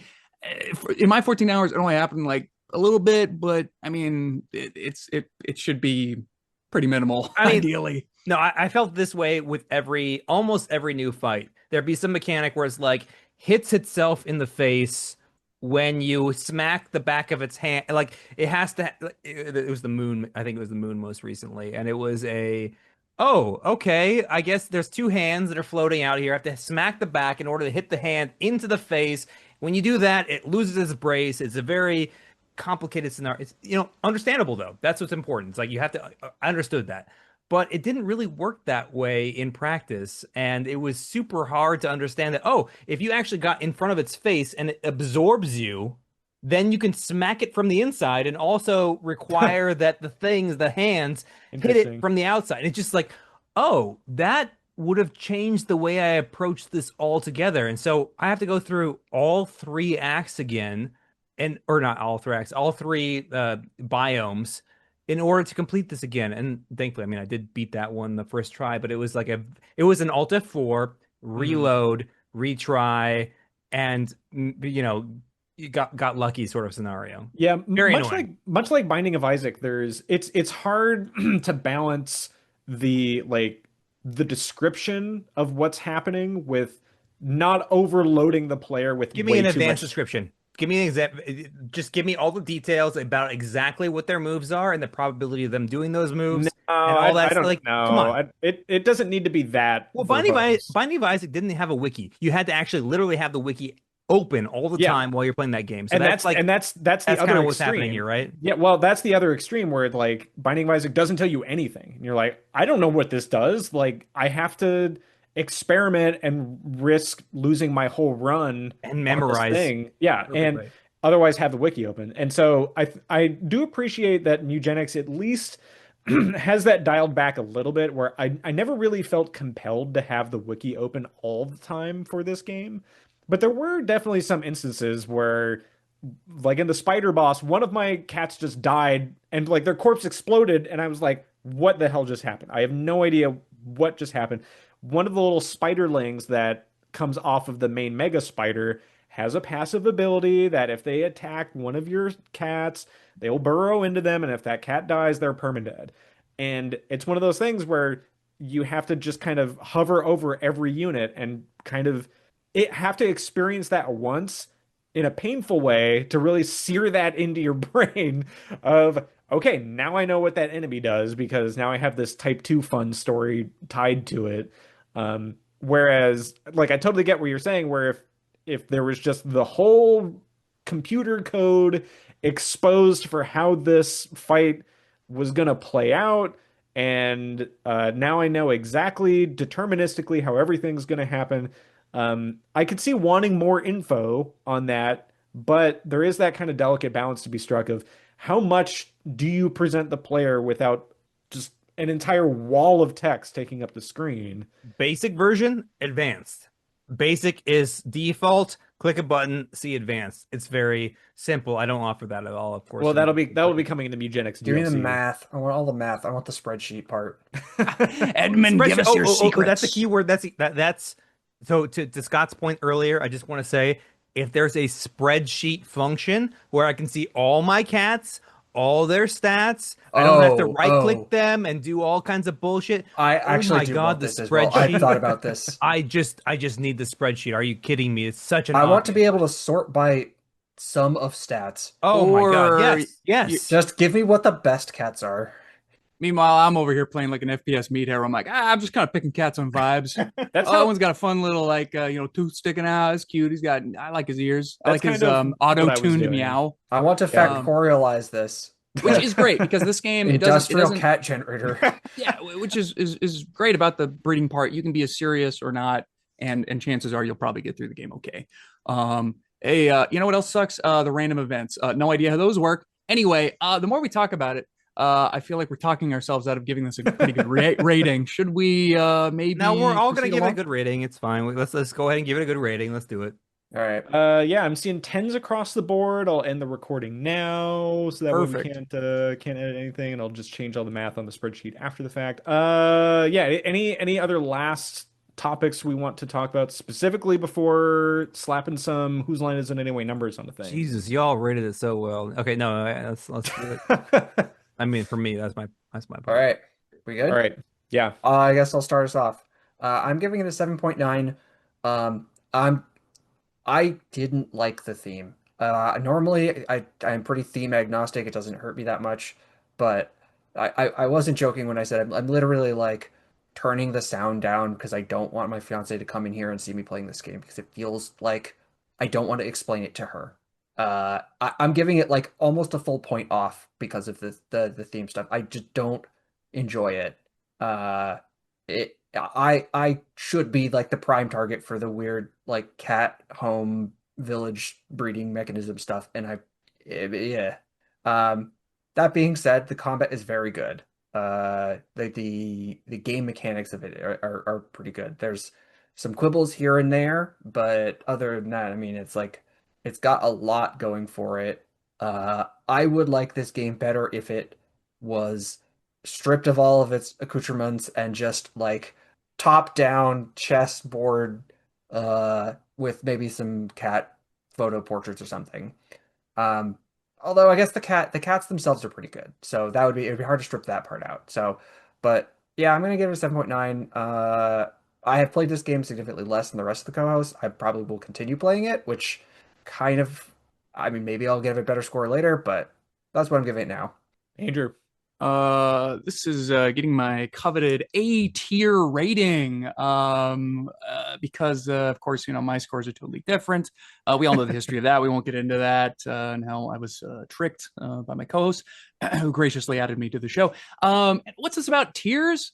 Well, of course, Roguepod Litecast uses a ranking system, a tier system like this, which I think is brilliant, is great, is good, and I'm going to probably be adopting it. In fact, I've gone through and retroactively assigned tier rankings to all of my games, and actually, maybe there's a few adjustments that need to be done, but that's neither here nor there. So this is an A tier game in my book. I think that this combination of mechanics deserves to give rise to a new subgenre. Like, I think different themes would work. At first, I wasn't sure. I'm like, well, maybe because it's so wacky, that's how you can have such a wealth of classes and skills and loot and everything. But no, I think you could do this in a serious way, especially with like something like mechs, something like Into the Breach.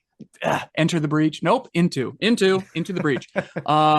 Second guess myself. Where you're like assembling different parts of mechs, like you're scavenging different components, things like that, or you're splicing the genes of like cyber soldiers or some such, something to that effect. Let's see. In terms of the tone, hey, look, Edmund McMillen has he has an aesthetic, he has a look, he has a brand. Branding's important. Like I kind of get it. I don't totally appreciate it. But something I could put up with most of it. What I could not put up with as much is some of the dialogue was just so eye-rolly. The character Dr. Beanies is like this just terrible combination of LOL, I got to do a science. Like, we're going to science the shit out of this. Like, the Martian kind of vibes, which for some reason just sends me. I can't, I'm not in a funny way. I go ballistic almost.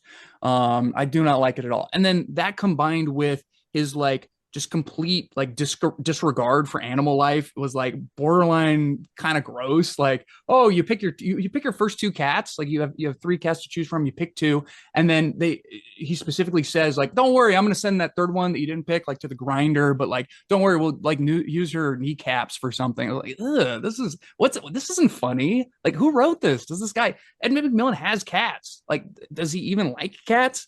What is going on here? Like, I don't quite appreciate that kind of tone is all.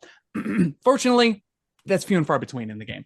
And fortunately, you only have to sit through that introduction once. Now, what I will say in the plus category for how this game treats cats is there are a few fun mechanics, like I said, with like getting to defend your house with your hero retiree cats. And then also, I'm going to point to a line that the Pet Smart NPC has, the woman who sells you things. She has like one of the few good vegan jokes that I've heard. She says, like, I'm an animal rights supporter or something like that, and I think animals should have all the same rights as humans do. And then ... And I'm like, great, here we go. Some unoriginal joke that I've heard a million times before. And then the next line was, in fact, maybe they should have even more rights. And that like actually made me laugh. I was like, all right, that's pretty clever. That's pretty good. Well played. Well done. Whoever wrote that one specific line. Yeah, all that to say, this game is going to receive 8.01 Andrew points. It's an A tier game, and it's going to be my new number 15, putting it right ahead of Halls of Torment and right behind Pokemon Mystery Dungeon Blue Rescue Team. Will.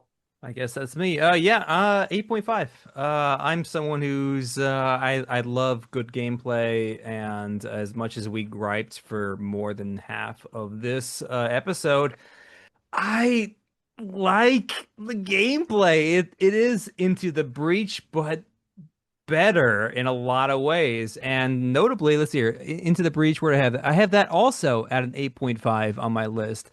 And so Mewgenics has better gameplay, but it just loses so many points because I hate everything about it. No, I hate the characters.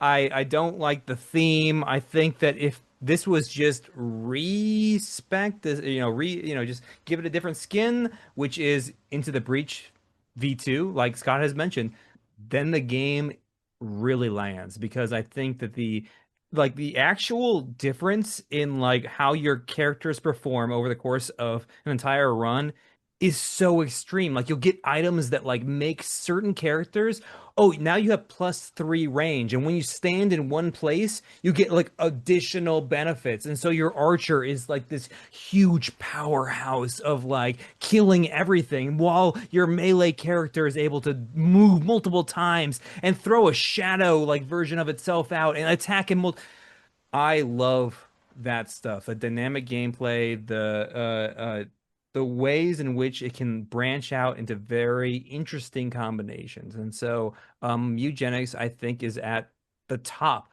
I mean, I don't want to say absolute top of this category for like this type of gameplay, grid-based gameplay. Yeah, it would be potentially a 9.5, potentially, if they didn't have these terrible, stupid NPCs and characters and the theme. And so I don't care about the Mewgenics. I think that's clever, or in some, and I don't care about the cat breeding scenarios. But yeah, it's gonna be an 8.5 for me. I guess that puts it with Heroes Hour, King is Watching, Blueprints, Terminus, Zombie Survivors, Vampire Survivors, notably, is at the same level as this game. So that's my take on it.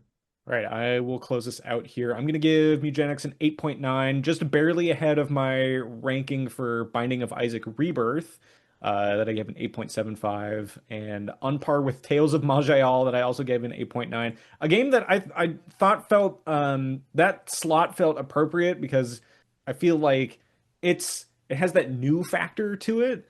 But much like Tales of Maj'Eyal, it's maybe a little too long. The art is maybe a little objectionable in some circumstances. And it's fun to play, and it's got some fun ideas behind it. So I think the humor in the game generally is pretty funny. Like even if it is a little like fetus and poop heavy, the other like kind of stuff about like the NPCs that we've talked about, I can gloss over, I can click through those, that's fine, whatever. Like it's not really why I'm here to play the game. It's more something that I can just kind of ignore. I don't really like the fact that I have to ignore it, but whatever. It's very much a meh whatever kind of thing for the NPCs. I do really appreciate that I didn't have to rely on the wiki for everything this time, unlike Binding of Isaac. That was quite nice. And once again, we have this kind of very system-based rule of unlocking stuff where you do X with Y to have Z become available in future runs. I think that is very satisfying. The cats going out on adventures, yeah, it can kind of feel maybe a little long in the tooth to some degree, but you get really invested with those little critters, and you're really rooting for them at that final boss fight. And when your cat gets possessed by a graveyard cat, and you gotta make the terrible decision of, oh, I gotta attack my own cat, and now I gotta do all these other, like it has such an original theme and design to it that it's for the good parts of it, it's really firing on all cylinders. Like the soundtrack is great. I think the art design for like the cats and their genealogical madness is very cute and fun. The voice acting, not even just like for the cats, but for the music is great. Even the deranged radio host in the main house zone is fun for what it's doing. So for me, 8.9, that is my new number 20 game. And for the podcast overall, as I switch tabs here, that's going to give Mewgenics our new coveted number 11 spot out of 96 games that we've covered for the pod so far. And then my Pretty real good. quick similar games rundown here, also some previous episodes that we've done. We talked a lot about Into the Breach, very similar gameplay here. We didn't really talk much about The Last Spell, but similar kind of dynamics of town building, meta progression management, losing a Super long character. runs, yeah. Super long runs. That's a previous episode. Previous episode, Wildermyth, I think, does that kind of procedural story, emergent kind of storytelling gameplay with like the characters changing over time. There's elements of Mewgenics that feel very Darkest Dungeon. So check out our Darkest Dungeon 2 previous ep that was recorded way back in early access for Darkest Dungeon 2. Darkest Dungeon 1 still on the table for a stay tuned and a half for sure. And then previous episode Invisible Ink also feels kind of appropriate here to put in. Your standard grid-based, turn-based squad management simulator. Some ones to watch out for in the future, though. I've seen people compare this to Battle Brothers a little bit. Will has more experience with that game than I do, but Great game. possible one to check out. There's one called Rise to Ruins that I think is supposed to be similar in other capacities, and then two others that I hastily dredged up while we were talking about games with this kind of procedural / genealogical question mark aspect. You got Everything is Crab, Cyrilim Ultimate, which is more of kind of like a monster collector Dragon Quest / Pokemon game question mark. And then Aethermancer, that I think is supposed to be more on the line of like, having your dude sort of evolve over time. Give those a check out for sure. But that will close out our big Mewgenics episode, one that people have requested. Once again, listener request episode.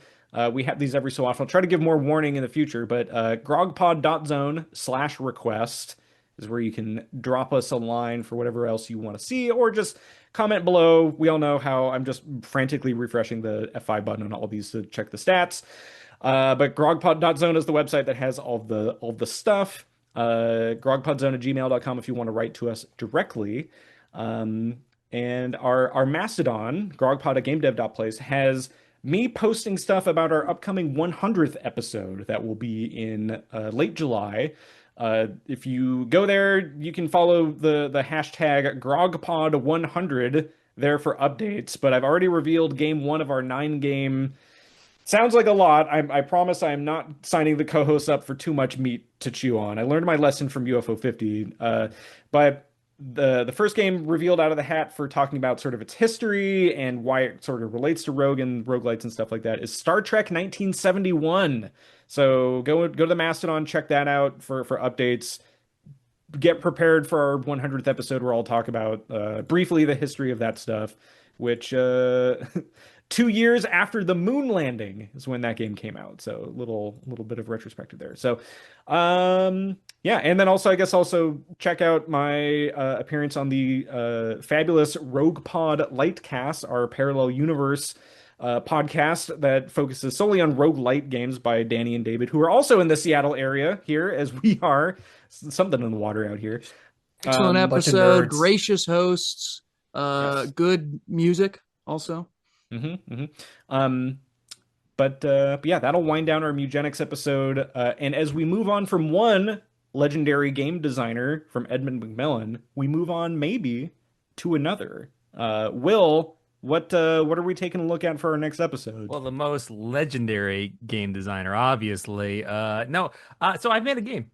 I made an app, one of those things that's completely oversaturated in a space, and I've made my own because I love stuff. And the stuff I love is I love checklists. I'm a checklist person. I just in my entire life I've made many forms of checklists, and so I've made one here. And the thing that makes this one different is that it's actually a game. It's a full game. It's a cyberpunk roguelike deck builder.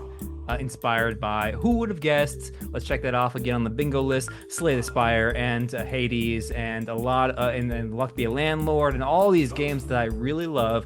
I've infused the things I love most into this game, and I hope that that people like it. It's not for it, you have to like a checklist. If you don't like a checklist, you're not going to be into the game. But the game itself, I think, is super fun, and hopefully, I'm curious to see what people think about it. Well, it's called Hard Reset, by the way. That's the name of the game. Yeah, sorry. It's Android, iOS. That's where it's at. Yeah, I'm excited for us to finally talk about it and help to give it another kind of broader audience sweep. It's been a long time coming. I forget when you first revealed the concept, but it had to have been like 10 years ago or something? Yeah, just at about. Yeah, least? I mean, like I've been thinking about this game or something like it for a very long time. It is only like 2 years ago that I thought, okay, well, yeah, there's money in the bank account. Why don't I just like stop doing work and like build this, because this is cool and I want to. I remember you talking about it as like you built it basically in like Google Sheets, and you were like, it was just for you. It wasn't an app. Or anything. There was Fortitude. There was Trials of Temperance. I've made a lot of like kind of precursors in like G Sheets and physical sheets of paper. I have like literally like hundreds of pieces of paper of like weekly trackers of checklists and things. And so I'm like, I need to make a fun game out of this. And so hopefully that's what we got here. Well, tune in for our next episode on Will's hard reset game / app / Slay the Spire. For our next episode, we'll have a bonus episode coming out between those where yours truly, me, will be doing an interview with the Rift Wizard developer Dylan White, talking about Rift Wizard 3. So that'll probably be coming out next week, and then after that, on our regular schedule, will be us talking hard reset, which I'm very excited for. So that's enough for Mewgenics. Long episode. But thanks again for tuning in, as always, to KGRG Roguepod Radio. But first, do you smell something? Do you smell something there? Where's that smell coming from? Where's that smell coming from? So stinkily distinctive, so delightfully dead. A decomposing rodent somewhere near the baby's bed. Where's that smell coming from? Where's that smell coming from? Well, it may not be your cup of tea, perhaps it's kind of mean, but you can have the birdie if you'll give me the spleen. Where's that smell coming from? Where's that smell coming from? Where's that smell coming from? Where's that smell? I'm a chum bucket kitty, baby, living in the city. Maybe you can throw me something now, throw me something, mister. I'm a chum bucket kitty, baby, living in the city. Maybe you can throw me something now, throw me something, mister. Come on! Throw me something smelly, toss me something kind of dead. If you really, really love me, you'll let me chew off its head. Where's that smell coming from? Where's that smell coming from? I know it's not for everyone, but tell me where's the charm? Starting on a leg before you finished with the arm. Hey, where's that smell coming from? Where's that smell coming from? Where's that smell coming from? What's that smell? I can use a little flesh, and it don't need to be fresh. It's been around a little while, that'll surely make me smile. Come on, give me a leg up and the right to bear arms. It's mostly dead anyway, so really, what's the harm? I'm a chum bucket kitty, baby, living in the city. Maybe you can throw me something now, throw me something, mister. I'm a chum bucket kitty, baby, living in the city. Maybe you can throw me something now, throw me something, mister. Come on! Where's that smell coming from?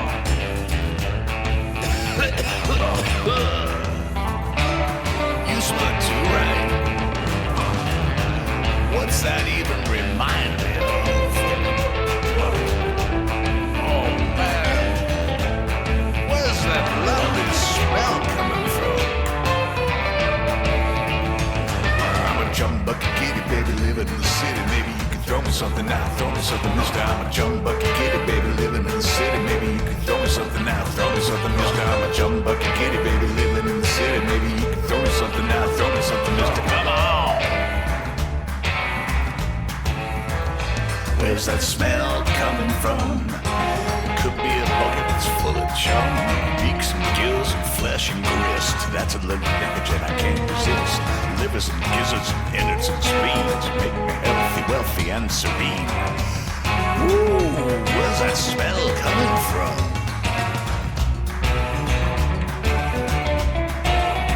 Where's that smell coming from?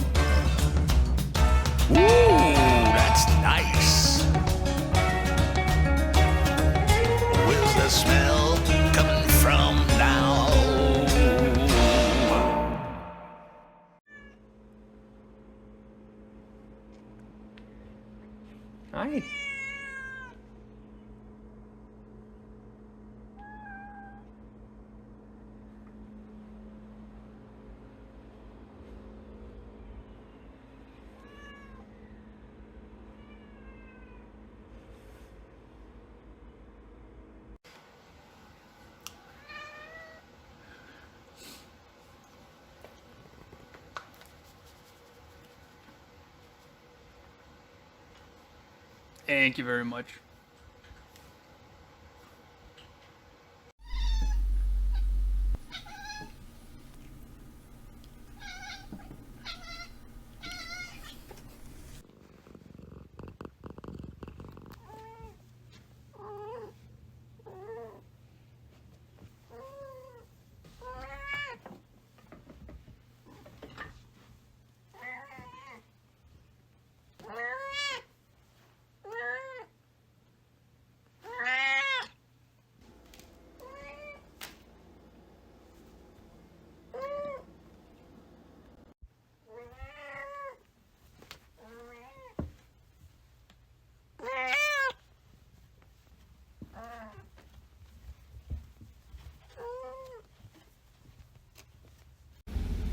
Molly, you can't go in the workout room.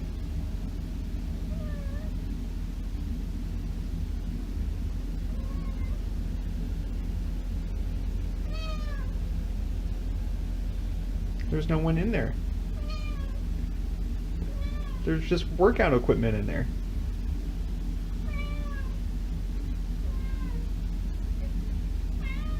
There's nothing for kitties in there.